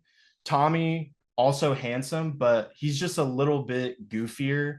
And that earns points for me when your fan base are people who make the claim, yeah, this is the smartest. This is so smart. You can't be more smart than this. And that's not their fault either. So I like Tommy. I don't think his lyrics are bad. The music, 9 out of 10 times, is like cool. It's fine. His vocal is his scream specifically. When he's singing, that's completely fine. When he's screaming, that's the worst. But all of that just to say, his scream sounds different on this record.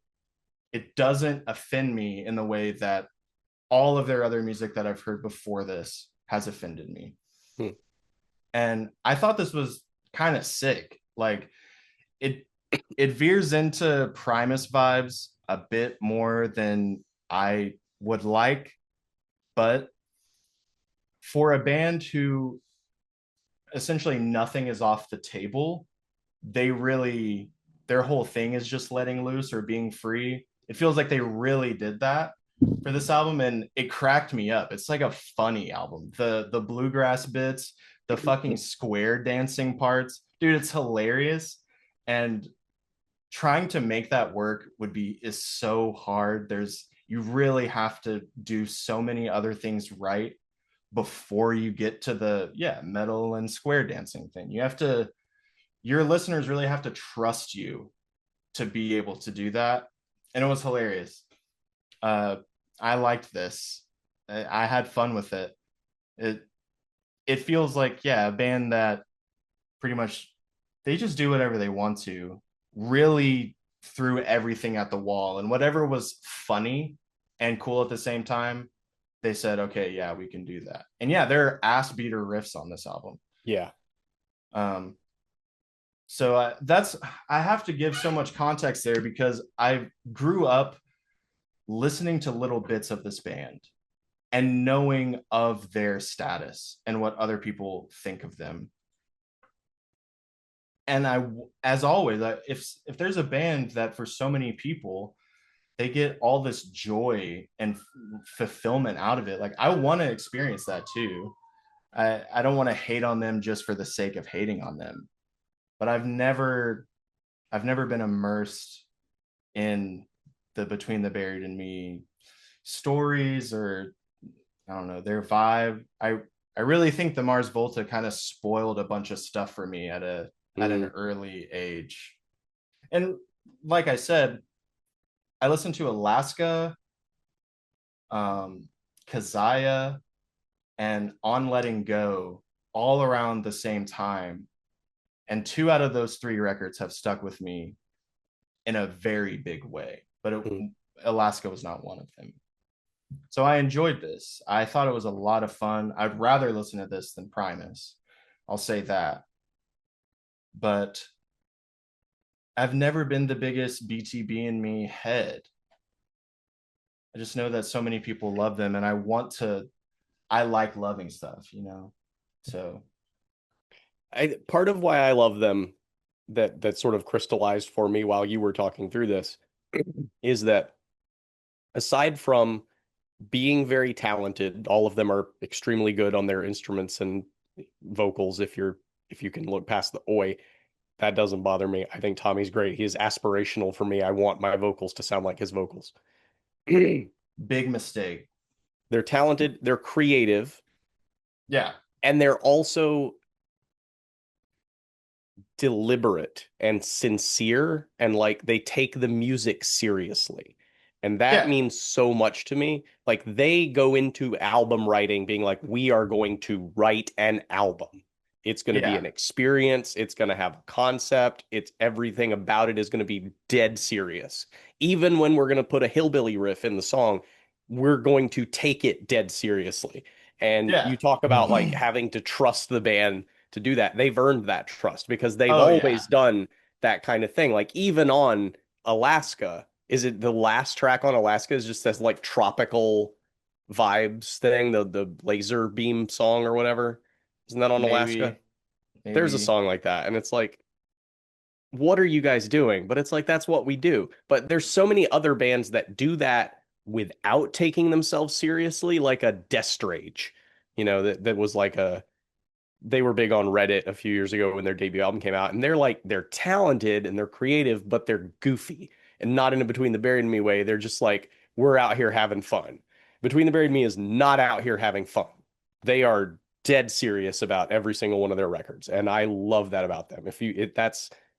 That means so much to me as somebody who also is invested in like making albums that are meaningful. Like It feels you can be playful, but still like they're serious about it.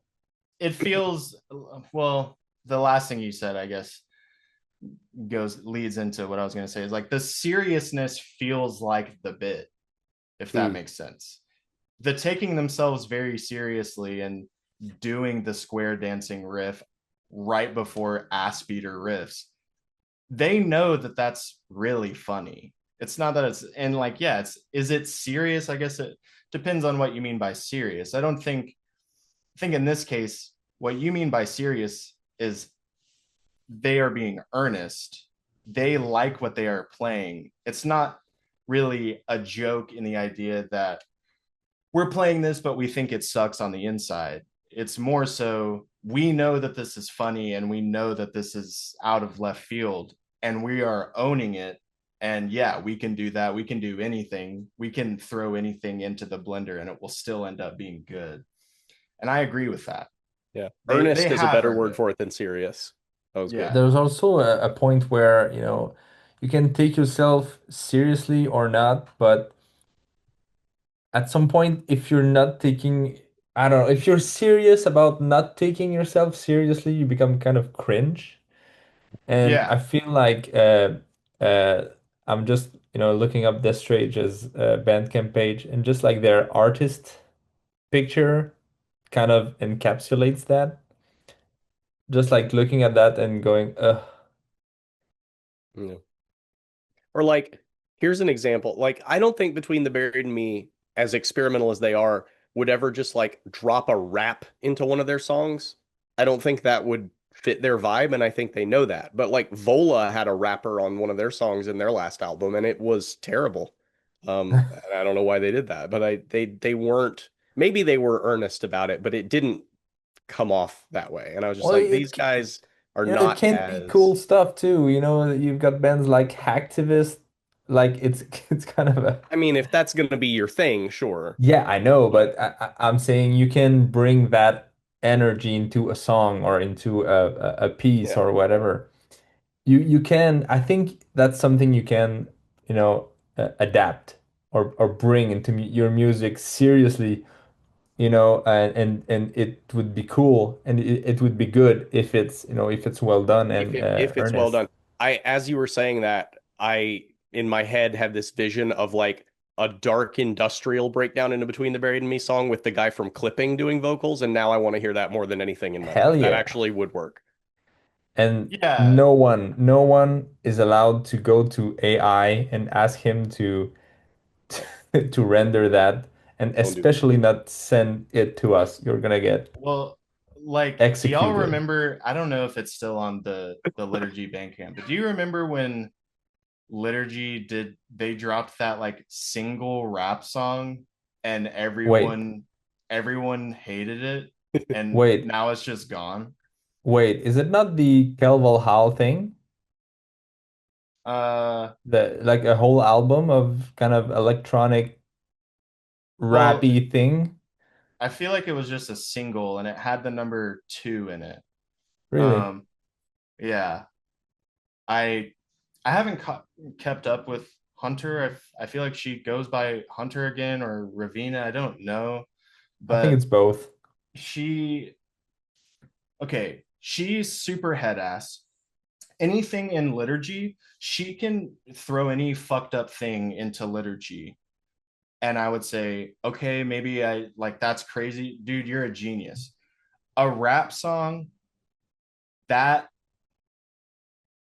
I will there's just no preceding there's no foundation in which I would say, oh yeah, that makes sense that you would do that. Besides just she's an insane person. But it doesn't mean but still when I heard it, I was like, bro, take this down. This is not what Wait, this but doesn't make sense. you know, you've heard Kel Hal, right? Can you is it Kal? How are you spelling? KEL? Kael? You guys never heard of that? It's kind of like the liturgy side project. That's like it's liturgy but electronic and kind of Uh rap. maybe it is that, dude. Maybe that is what I'm thinking of. Because this shit's insane. I love that. I don't know if it's that. It was released on the liturgy Bandcamp at one point. Um, let me see if it's still there. Um, Yeah, but anyway, I think the Bandcamp is down. It's not up anymore. But you can find these songs, no, I'm sure. it's Passacaglia too. It's still on the Bandcamp. Okay. I'm pretty sure that's it. But yeah, all of that just to say, Between the Buried and Me has a a status that at this point kind of precedes them. And I think that they have earned for sure the right to they can do a square dance part and it still go hard. Animals as leaders, you know, I lump them together just because it's like big brain guitar music. Uh the people who are diehard animals as leaders fans, you know, you can't blame Matt and Tozen for the fanaticism of other people because yeah, they are fucking geniuses and they can play anything. And you listen to them talk, they're the humblest people ever. They wouldn't call their own music like this is the pinnacle of complexity in music. They wouldn't say that, but other people do. And when I hear that, I guess I'm just kind of immediately turned off because Yeah, I don't think there is a pinnacle of it unless it's Yowie, and we'll talk about exactly. them on the next episode. Exactly. That's so good. Yeah, yeah, I think that's all my thoughts there. Yeah, I think that wraps it up. Sounds good. Cool. Runners up. What else have we enjoyed from quarter three? Mm, dude, I don't even remember. I feel like I didn't listen to a lot in quarter three. Quarter four has been crazy stacked Yeah. so far and is continuing to be. What even came, Dave, you know everything. What even came out? Did I like Oh my anything God. a few months ago? In October, you mean? Whatever, Oh quarter yeah. three. July to September. Oh, Did okay. I The did I highlights. like anything? Oh my God. So much stuff. Well, I've highlighted a few. There's been the new We Lost the Sea. Um, there's the new Shardik album. I don't know if I'm saying it right. I was really close to picking that album because it's crazy. It's so good. But I wanted to go a bit, farther to what I'm accustomed to. There's the new To Be Gentle album. Oh, I that was think great. Matt was close to choosing that one. Yeah. That Yeah. just a very quick review of that. That album, much like Mildred, is really long and really earnest and really emotional. And the last track on it is an hour long. Yeah. And I was like, great, I'm gonna love this. And I listened through it and I was like, well, okay. And it was just kind of a collection of smaller pieces of music glued Hmm. together without much purpose. And I was a little let down by that. And so that ultimately probably took it down a peg, but I still think it's an awesome. I like their sound, and I like what they did on that Do album. you feel the same way about like the Whirlwind? Well, I mean, as an album, The Whirlwind is 12 songs glued Hmm. together, but I still felt like it flowed. I mean, prog always has done that, like it's going to change a little bit from bit to bit, but I don't know, To Be Gentle is just like here's one riff with blast beats and then here's an ambient minute and then here's another riff with blast beats that Hmm. doesn't really have anything to do with the previous one or any, evolution of how we got from here to there. So I was just like, yeah, this is good, but it's not as deliberate and purposeful as I would have wanted. I mean, it's not prog, to be fair, that what they're Yeah. doing, but they're the ones who chose to make it an hour long song, and so that isn't what I was expecting from it. They had the balls to do it. I still respect it. I mean, Yeah. yeah. Uh, then I highlighted the Madi Kuti album, kind of symphonic Afrobeat stuff. It's amazing. Go check it out. There's a Psycho Frame, a deathcore thing. There's the Weepy Bonstack uh, album. I don't know if you've heard it because I shared it in our chat Oh and I yeah, think it's great. Weepy Bonstack. Yeah, I'm Yeah, listening to that. yeah, it's crazy stuff. I love that. There's Asuno Joke, I know that I forever follow good. them, but I didn't listen. Um, Defacement. I Yep. didn't want to pick that because it's like, dude, obviously we all dig it, but New Defacement was fucking awesome. Shout out Uh, Brendan Sloan for the production. it might be my Hell yeah. favorite Defacement. And I consistently like what that band puts out, which in a genre that at least to me is crazy saturated. It's so easy to listen to 2 minutes of something and say, I don't give a fuck. But Defacement's super good. I loved that. There's The World is a Beautiful Place, Yeah. Yeah, obviously. I never listened to that band very much, but I know that they're adjacent in a ton of stuff that I do like a lot. I liked their previous album, Illusory Walls, a lot. It was Yeah. seven-way tie for my album of 2021. I didn't think this one lived up to that, but I still thought it was great. I shared the Great White Nothing with you. I think Matt, you Yep.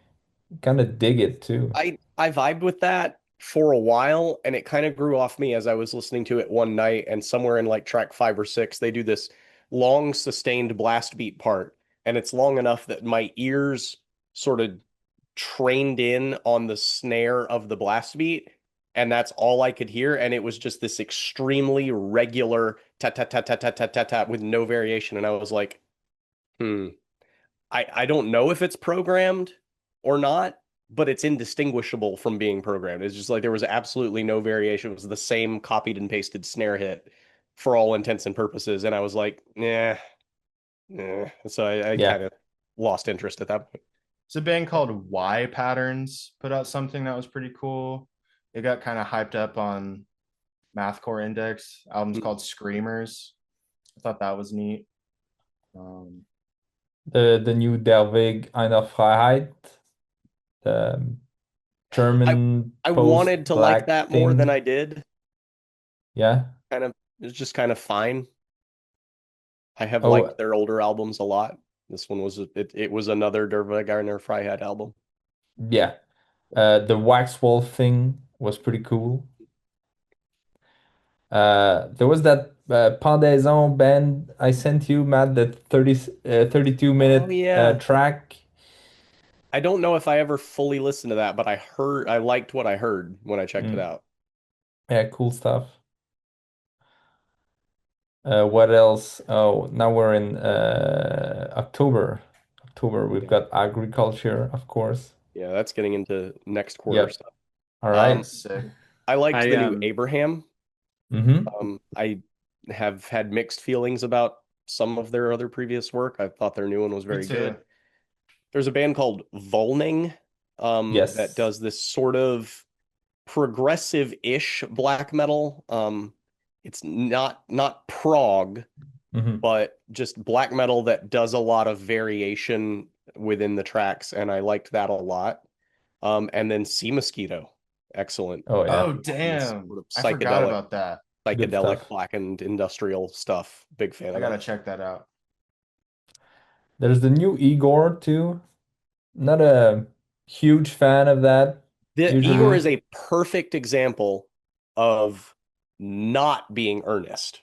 They have the talent and they have the Yes. creativity, but they are the dumbest band in terms Yeah. of like what was the song titles they put out. I'm just immediately off put. Like I can't take you. Like why are Yeah. you making amazing music with, you know, something about falafel was one of the songs. Like Yeah. I don't. Blast Beat Falafel. Don't name a song that. What are you doing? I know. That's the stupidest thing. I don't like it either. You don't like the same thing about it?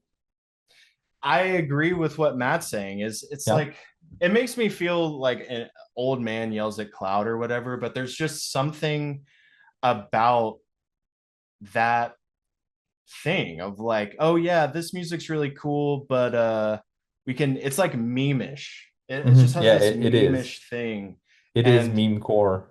the like okay, by contrast, clowncore is very meme-ish. I don't enjoy listening to their music a ton, but they kind of made it okay, in my opinion, because for one, Lewis Cole is a shredder in every Hmm. sense. And I just thought, I don't think that the blast beat falafel or however it goes, as a meme, like, oh, it's a joke, I don't think that's very funny. I don't immediately think, oh, that's funny when I hear the title. But when I see Lewis Cole in a porta potty playing like a three-piece kit, okay, it's kind of funny. Um, And cause that's all they're asking of you. Like clowncore from the jump is not asking to be taken seriously. It's yeah, dudes in crazy clown outfits making dumb music, but they're so good. yeah, It's they're kind of so like good. Jackass music. Yeah. Yeah, I can see that. Yeah. It's just like dumb shit, but it's good. It's it's good stuff. I didn't listen to too much other stuff in Q3, but Arjen Lucassen released another solo album, Songs No One Will Hear, which was pretty good. Um, True. it's obviously not a full Arion album, but better than some of his other recent projects, I'd say. And That's then, not a high bar. yeah, I mean, the last actual Arion album was pretty bad. The Yeah. Which one was that? yeah, the Transitus Transitus, yeah, with the guy from Oh my Twisted God, Sister on yeah. one of the That was songs. so bad. yeah. Yeah. And then I also have the on here the new Anamanaguchi album anyway, which was a departure for that band, but in a good way. Hmm. Oh, I haven't there listened was to them in the. forever. I'm sorry. I haven't listened to Anamanaguchi in forever. I haven't thought of them in years. Yeah, this new album, it's like they introduced vocals and it's like more of like a rock album with the chiptune kind of pushed to the background. So it's pretty interesting. And the Hmm. mix is like very like dense. So it's like you really have to listen hard to like pick out all the different parts. There was the new Green Carnation too. I don't know if you're a Hmm. fan of that. I should check that out. I haven't Yeah. yet. Oh yeah, I I should check listened that to out it. I too. don't remember it well. I think it was okay, okay to good-ish, Yeah. but nothing mind-blowing. Yeah, I I'm like not a their early huge albums. Reincarnation fan to begin with, so I like Light of Day, Dave Darkness. yeah, classic.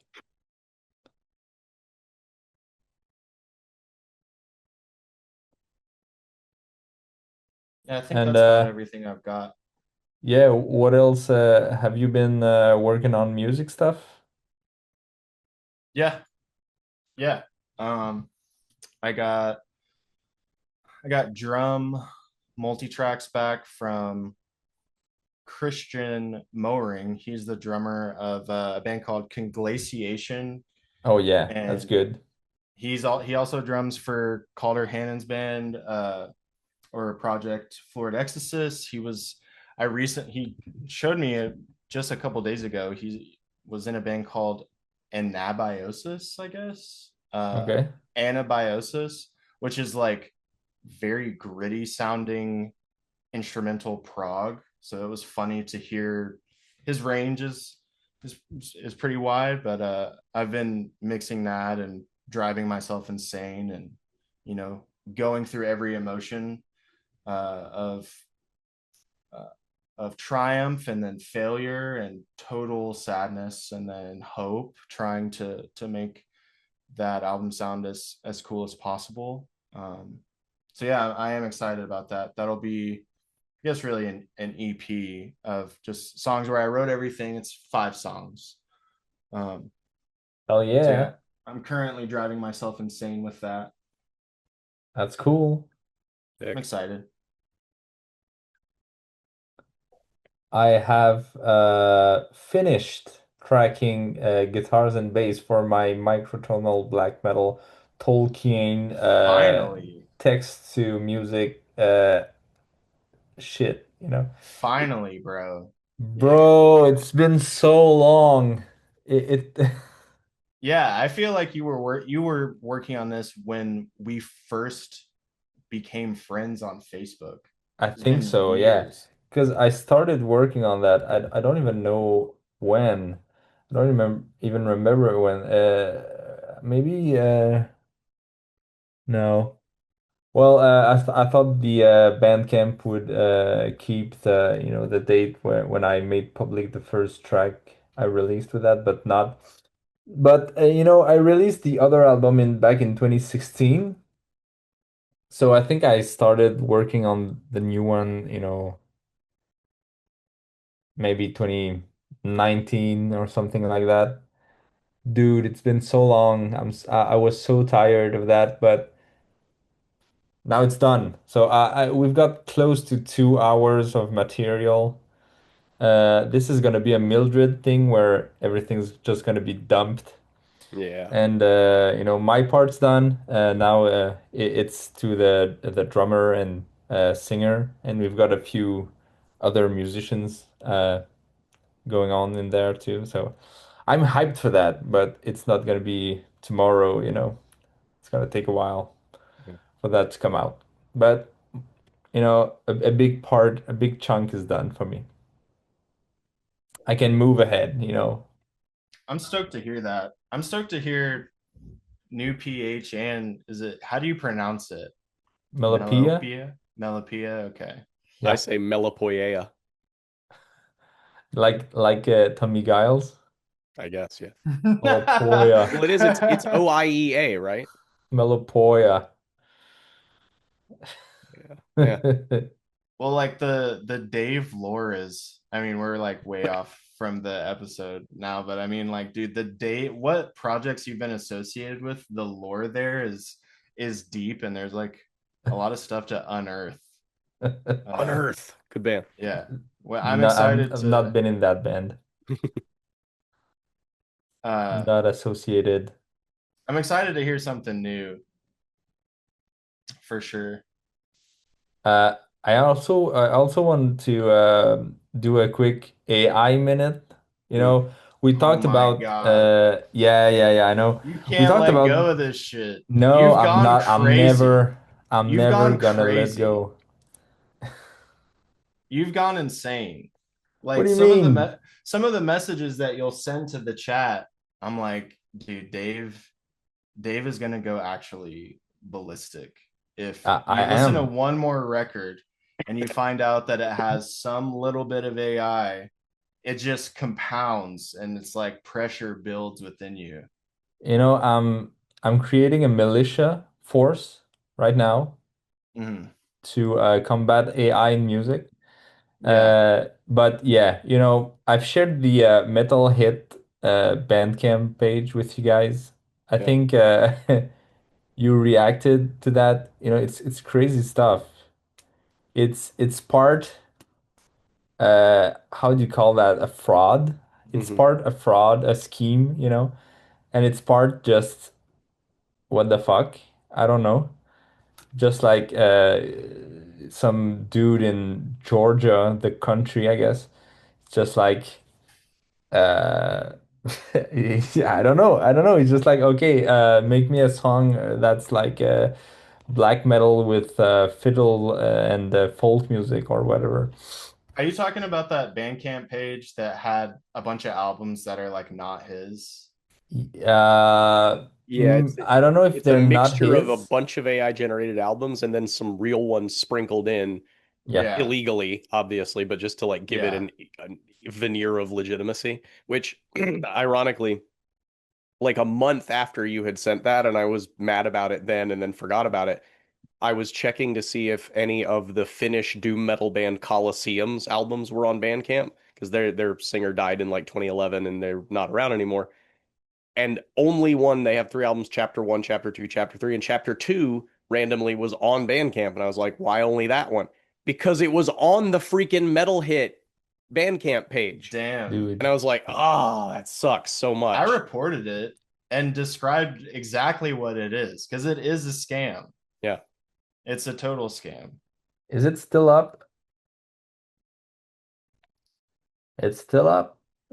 Oh wait, no, it's not the same. That's Oh, crazy to no, me. wait, it's the same. They just changed the location. Now they're in Virginia for some reason.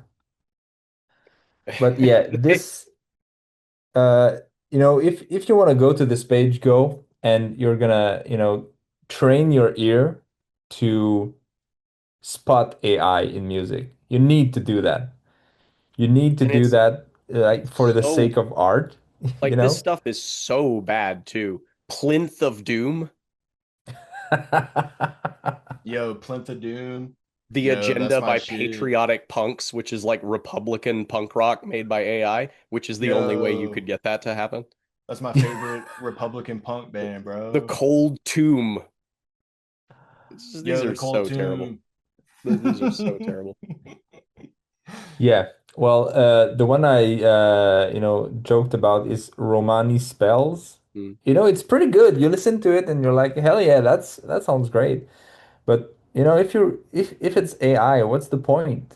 hmm What's okay, you there's something that exists that sounds like that. Okay, all right. So now what? You're never, gonna see them live. You have no one to worship even, like not even the guy who created that. He just like typed that shit into uh, AI. I don't remember the models for music, but he just typed like give me some shit. And at the end of the day, when you put a critical eye on it or a critical ear on it, you can, hear the AI like machine, like the artifacts and all of that in the audio, in the especially in the drums. hmm You kind of hear that kind of very bad lo-fi room or echo of cymbals, or I don't know what that sound is, but it's not great. And I think Matt mentioned that it's very not equal from one song to another. Like so maybe one song sounds good, the other one sounds completely different. So like what's the point except being a scam? Getting money for doing basically nothing. like there's a bunch of people who got caught with that album. You see, like there's a bunch of people who either bought it, okay, that's one explanation, and they got scammed, or maybe they are fake accounts that got, a download code or whatever and wrote a basic ass AI generated review of that album for Bandcamp to look legitimate to try to get more people to buy it and whatever, it's the kind of it's that kind of scam that's happening right now, and it's not only happening with that a specific Bandcamp page. It's all over the place. And it's one of the it's one of the reasons why I go more often now on Deezer. If you go to Deezer and look for an album, the website has integrated its own AI detection tool. So there's going to be a little like disclaimer there on the page that's going to say, warning, this album is AI generated. Don't, maybe not, don't listen to it, but just be aware. Be aware that this album is AI music. And, I've spotted a few bands using that. And um, since that, I guess most people who make AI music scams like that, they don't put their music on Deezer no more. So you need to kind of like download it somewhere, download a track, and upload it to another AI detection tool that you find on Google or whatever. And this one will tell you, okay, this one's legit, or this one's AI. And there's a probability thing, but if it's 80% of or higher like AI stuff, don't touch that, I mean, what's your thoughts, guys? I feel like am I the only one that's No. like I Don my son Quixote has there? been my son has been exploring electronic music lately, and kind of unsupervised. He's not asking me for recommendations, but he was listening to Spotify the other day and said, "Dad, I put some lo-fi metal on my playlist." And I was like, "I'm not aware of any lo-fi metal. Can you show me?" And it was literally a Spotify artist called lo-fi metal with all these two-word song titles, and I was like, "Buddy, Sounds nah, great. that ain't it, kid." And he took it off. Like I didn't have to tell him, don't listen to that. He was just like so disappointed to find out I'd been scammed, you know. I'm like, if you want Exactly. some metal, I'll tell you some metal to listen to, but don't listen to an artist called lo-fi metal that's just. And then even earlier today on YouTube, it'll recommend me these things that in theory I would love to hear, like a Mega Man X City Pop collection. I'm like, that sounds great. That's definitely made by AI. And you go look at the description, and a lot of them will say they were made with the assistance of AI. And I don't know enough Mhm. about AI to be like how to tell AI to like make a remix of an existing song in a certain genre. It can do that, and it sounds pleasant. And if I didn't have moral scruples, I would be like, Mhm. yeah, Mega Man X City Pop. I don't care. Sounds great. But no, I don't want to. I don't want to hear that. I don't want to support that. But even what you said, like supported with AI, most of what I caught, being AI music has no sign of using AI. They don't boast about it. They Mm. put fake names for musicians when they put credits. They put fake names. They put an AI band picture at the top, or maybe no picture at all, or whatever. But usually they kind of try to hide that and try to pass as a real band. And sometimes they do, I get caught too.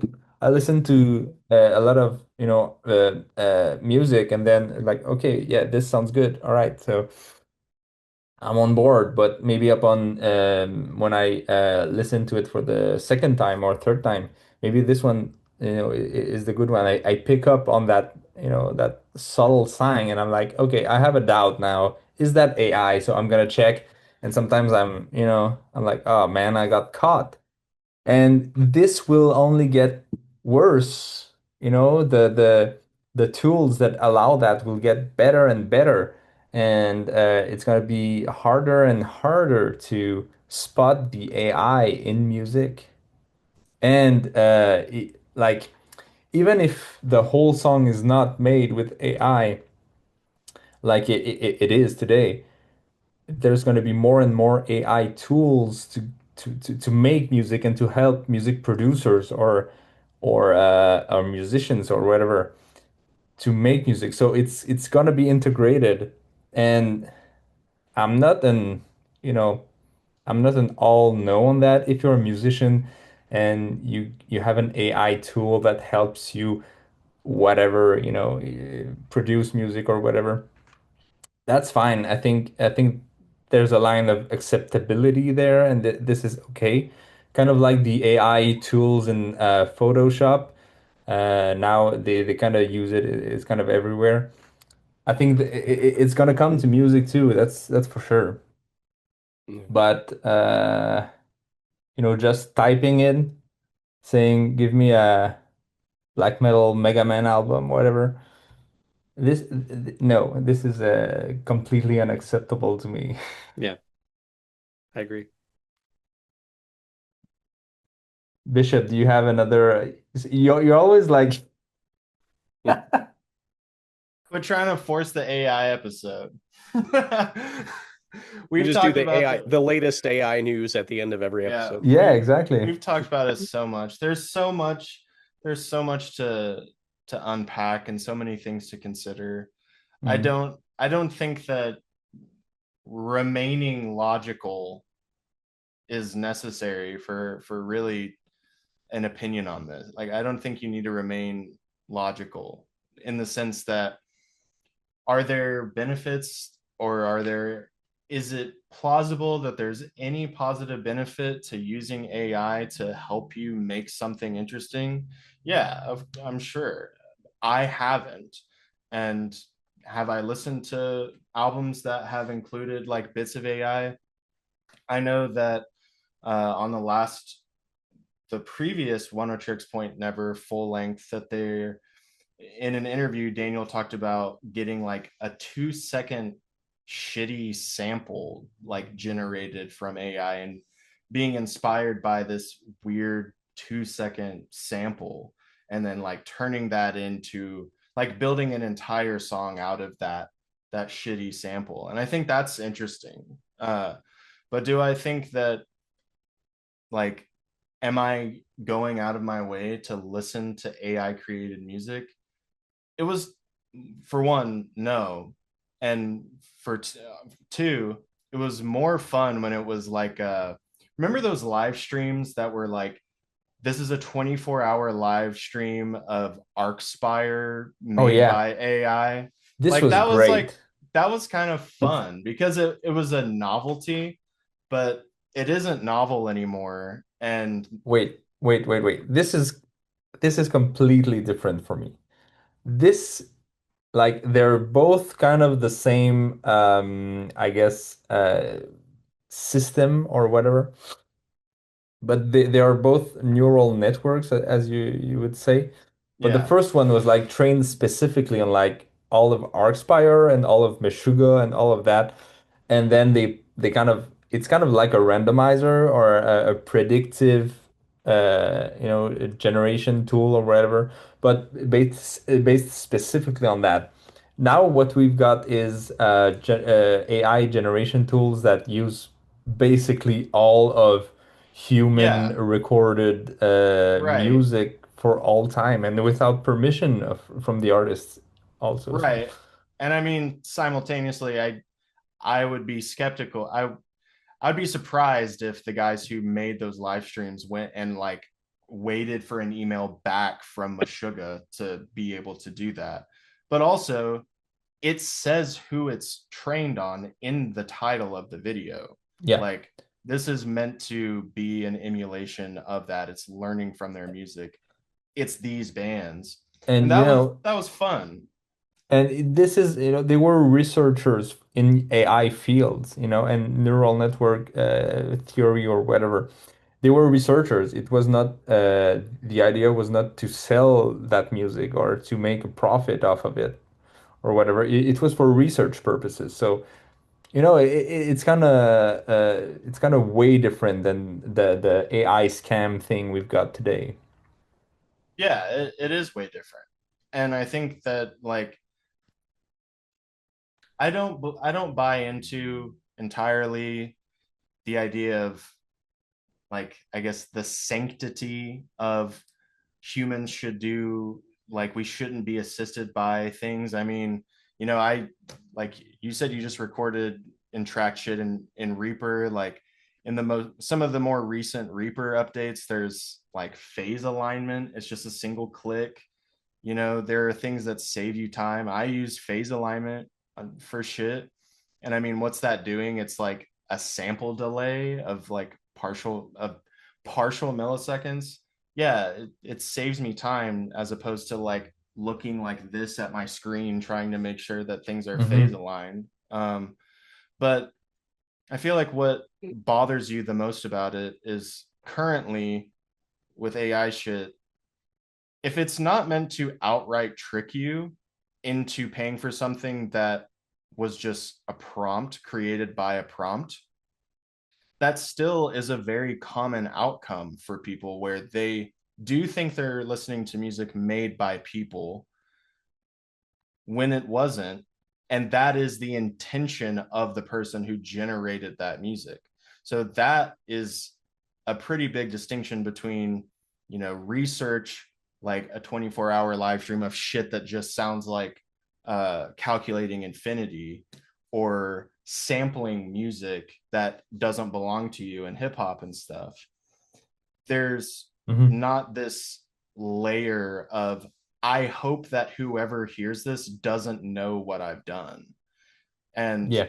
that's the thing that I guess, besides how bad it is for the environment and besides how embarrassing it is to say that you're a musician when all you've done is prompt something, I simultaneously I don't buy into the idea that you have to play physically an instrument to make music. It's like the electronic music versus rock Hmm. music argument, which is old. I don't buy into that shit. I don't think that you have to, I don't buy into the concept of like sanctity regarding music or virtuosity or whatever, but the fact that it is largely made hoping that you will not know that's how it was made and to make music, that's, to me, that's not okay. That's embarrassing and uninteresting. Yeah. That's all. Yeah, but there's no easy, there's no easy way to deal with that, you know. Like for a platform like Bandcamp, I mean, like they get swarmed with AI slop, and it's probably costing them money more than anything because it's logging up their servers and nobody's listening to that except maybe fake bot accounts made specifically to hype that album. It's kind of how Spotify works nowadays. Spotify is Yeah, all that, and they're leaning into that. They're adding, AI music in playlists and whatever. They don't care about that. They don't give a shit. Deezer, on the other hand, they try to minimize it by, making AI detection tools integrated in the platform. Bandcamp, I don't know what kind of approach they could have to try to mitigate that. It's kind of a complicated part of, well, especially the current considering day. that some of those AI Bandcamp pages have made more money than I will ever make with any of the, like, it's generated them more income and traffic than any band I've ever been in or any song I've ever made. Yeah. So it kind of benefits them too to just let it live like that. How much is it worth it? Like, what's the trade-off is, I guess, like cred versus money. I mean, yeah, yeah, we're gonna take down that account that put up the Abominable Putridity album and it doesn't belong to them because we fucking love Slam. Like they're, no, they made $20, I guess. So okay, yeah, keep it up because people are buying this copyrighted material. It just still ends up going partially to Bandcamp. So Yeah. it's complicated. I like I said in the very beginning, I don't feel like you have to uh like keep a logically coherent argument all the way through in order to have a good argument in this case, because if your argument is just surmised as fuck that, I don't like it, it sucks, a lot of people will try to get you to explain your perspective, or try to explain away why actually AI generating video and music and shit is fine. I don't give a fuck about the logical arguments in favor of it, whatever they might be. It's just lame. And that's fine. That's a fine argument, Yeah, you like know. how do you react? Like first case, you meet some dude who wrote and recorded and played your favorite song, and versus you meet uh, some dude who created your favorite song by prompting like AI to do it. How do you react? Say, The technology itself is novel. And I don't think that the technology itself is to blame either. It's not prompting itself, at least right now, to do that. Someone still has to tell the damn computer, hey, make the scam for me. And so I still blame people. well, of course. But yeah, it's not something I pay much attention to anymore. I don't think I'm actively listening to any AI bands. Um, if I am, crap, I didn't know. Yeah. Well, I feel not only disappointed, but like man, I don't have the word right now, but I feel like treasoned, like Betrayed. Triggered? Betrayed. triggered. I'm triggered. Uh no, like a traitor when betrayed. Yeah. Yeah. I feel betrayed when, I listen to an album and I find out like it's AI. I mean, I just don't know if I've experienced that yet. I don't think. Maybe well, it's gonna lifting line theory. That's it's it. gonna it's gonna, come someday. It will. Yeah. Anyway, shit sucks. Yeah. How do you feel about AI being 30% of your current economy? Yeah.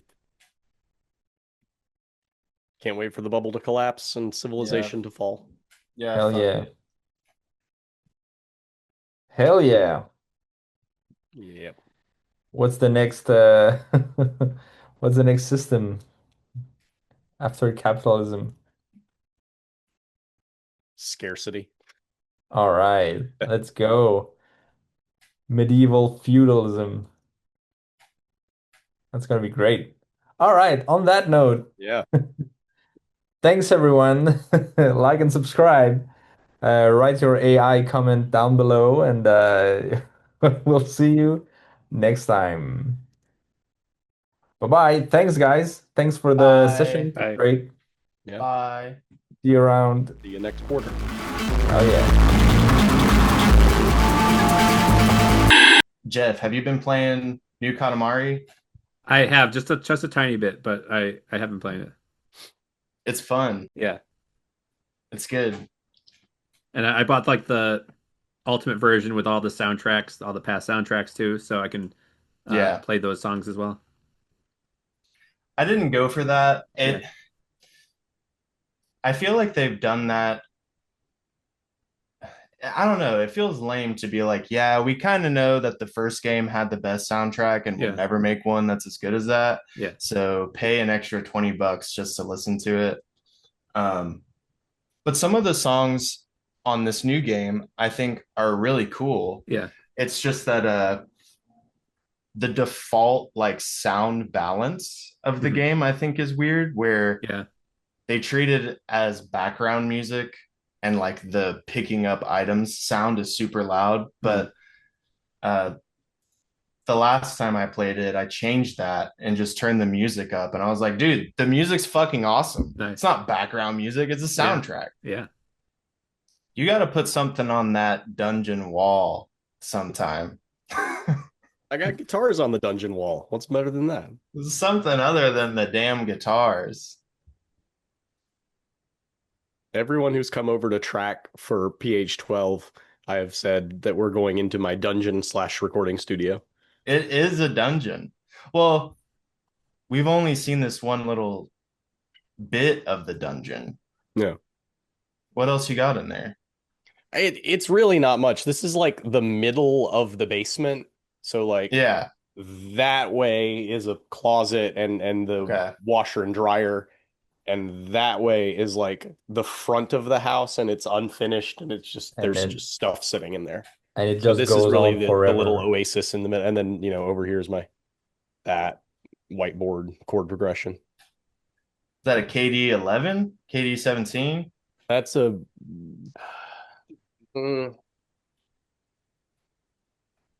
TD6V. Oh yeah. TD, not KD. Yeah. It's old. I probably need a new one, but that is an investment I'm not prepared to make. Yeah, Shit's expensive. I think my it parents is. bought me that electronic kit when I was 16, so it's more Mm. than 20 years old. Yeah, there was a little period where I was ready to make a unwise credit card decision and Mm, get like a TD 17. mm. Uh, it would just be really cool to have. Um, Just grab them like used off of Marketplace or something like that. I see Usually them all that's the the kind of time, stuff that, well taken care of and maybe I in Canada. I've been peeking at real acoustic kits on Marketplace because you can get like a decent Pearl kit for $400 pretty much anytime you want to. Um, Yeah, but I feel like that's it'd be nice to have like a starter set, but that begins the process of like building my drum kit that I want to eventually have. And like, I don't know, I'm not ready to go there yet, but maybe someday. That's the thing is like, if I were recording MIDI drums as like my primary thing, then I would probably want to upgrade my electronic kit, but that's not what I want to do. I want real drums. yeah, that's I don't know. fair. real drums Real for drum. real men. Yeah. Because like on the demos for PH12, I like recorded all the MIDI tracks and then I would go in and like move the little like this bass kick was in the wrong place. I'm gonna move it over, and I'm like, I don't feel good about doing that. That feels wrong. I don't think that's wrong. I Not I I necessarily. deeply value the authentic performance. Like if I messed up, I messed up, and that goes on the record. I don't get to like digitally edit it. I mean, Well, just I ask mean, AI to record drums for No. you. I mean, unless you're mixing it yourself, if it's not you who goes in and edits it, it's gonna be the engineer who says that was way off. I'm gonna move it. Yeah. And you're like, damn, dude, I sound great. And it's like, yeah, I know. I spent all day making Making you you sound sound like, yeah, making it sound like I didn't do anything. amazing. I that Um, this is a rabbit hole, but like mastering, I still to this day I don't understand what mastering is, and if you give me mastered audio and unmastered audio, I can't really tell the difference. Well, the thing I heard, I remember about mastering is like it's gonna sound the same on multiple devices, but I yeah, have no idea how you achieve that, Yeah. and I have no idea if that's true or not. So maybe Bishop knows a little more about that. that is part of it. Making sure that it will just translate on different listening setups. But what I've read from people who use Sequoia, which is like a mastering software, is it's not just like adding the last bit of limiting, it's also boring shit like crossfades, making sure that fades are like exactly as you want them, and also track ID stuff so that when it's distributed, it has like, I don't know, The metadata, all the right metadata. It's stuff that's like not even very musical. That's Um, that's dumb. it's paperwork. yeah. But I Musical mean, paperwork. Amazing. I mean, I think a large part of it though is just like you're paying someone who has a setup that is super tuned. And so there's like software where you can listen, you can monitor as if you were in a different studio or like in a car and shit like that. I've got some plugins that do that, but I've never used them because it's hard to, I don't know, it's confusing too. It's like, what do you mean I'm listening to it as if I'm in a different studio? I don't know. Like if it sounds good, then thank God. And if not, then fuck, I'll just keep working on it, I guess. I guess no one will buy my album because I selected the listen to in a car setting and I Yeah. exported it like that. I want to master my album to sound good on a New York City boombox in the Right, 1980s yeah, on yeah, someone's yeah. shoulder. Yeah. That's the sound quality. And you can put that on the, on the front pocket of the CD, like in the music stores, Yeah, like stereo and then tuned for a boombox or whatever. that'd be great. There was a Doom band in 2005 called Ocean that there was like a big sticker on the front of their album that said, "This has been mastered to be listened to at a louder volume." I'm like, What do you mean? That I okay. could see. That I could see. Um, like I've been trying to mix my album the last like week or so, and I use reference tracks just to gauge how loud mine is. Hmm. And there's yeah, the volume of certain tracks after they've been mastered is so different. I Like, know some albums are mixed quieter, so there's more room for dynamics. Hmm. yeah, of course. Like anything that Colin Marston has done, there's no sausage. Like the waveform is super dynamic and it can be loud. There's room sound, blah blah blah. Whereas That's great. whereas like did y'all listen to that Great Falls record from 2023? Um, Yep. I don't think so. I fucking loved it, but it blows your head off. And like if you pull it into like I'll listen to it as a reference, and I mean it's clipped the entire time to like -7 LUF. So it's super fucking loud. And Well, yeah. something an album I always come back to when that discussion comes up.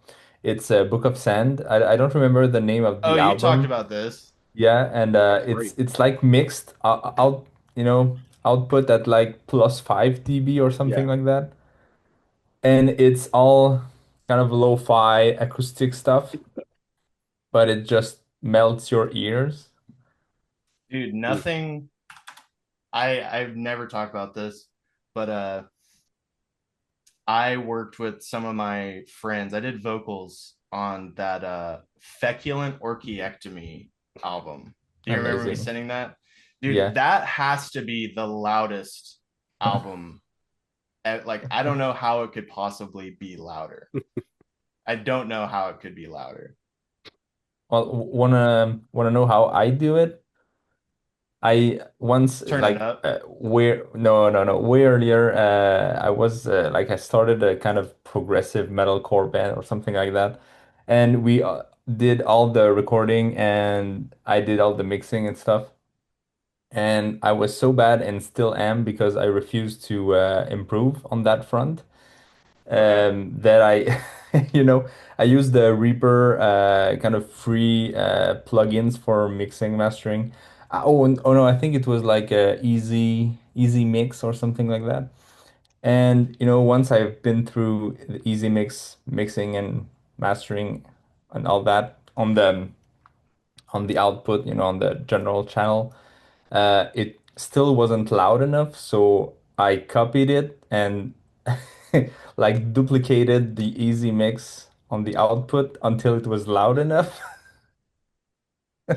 So it kind of That's sounded like crazy. shit, but it was Yeah, loud. that is crazy. Oh man. And it's on Bandcamp. It's just like that. I'm gonna download the Book of Sand Elegy album because yeah, the description just says Elegy, yeah. warning. It says this is very loud. Turn it down. So Yeah. I'll download this and check it out. That's kind of like Halloween music. We could have put that like yesterday and like kill people.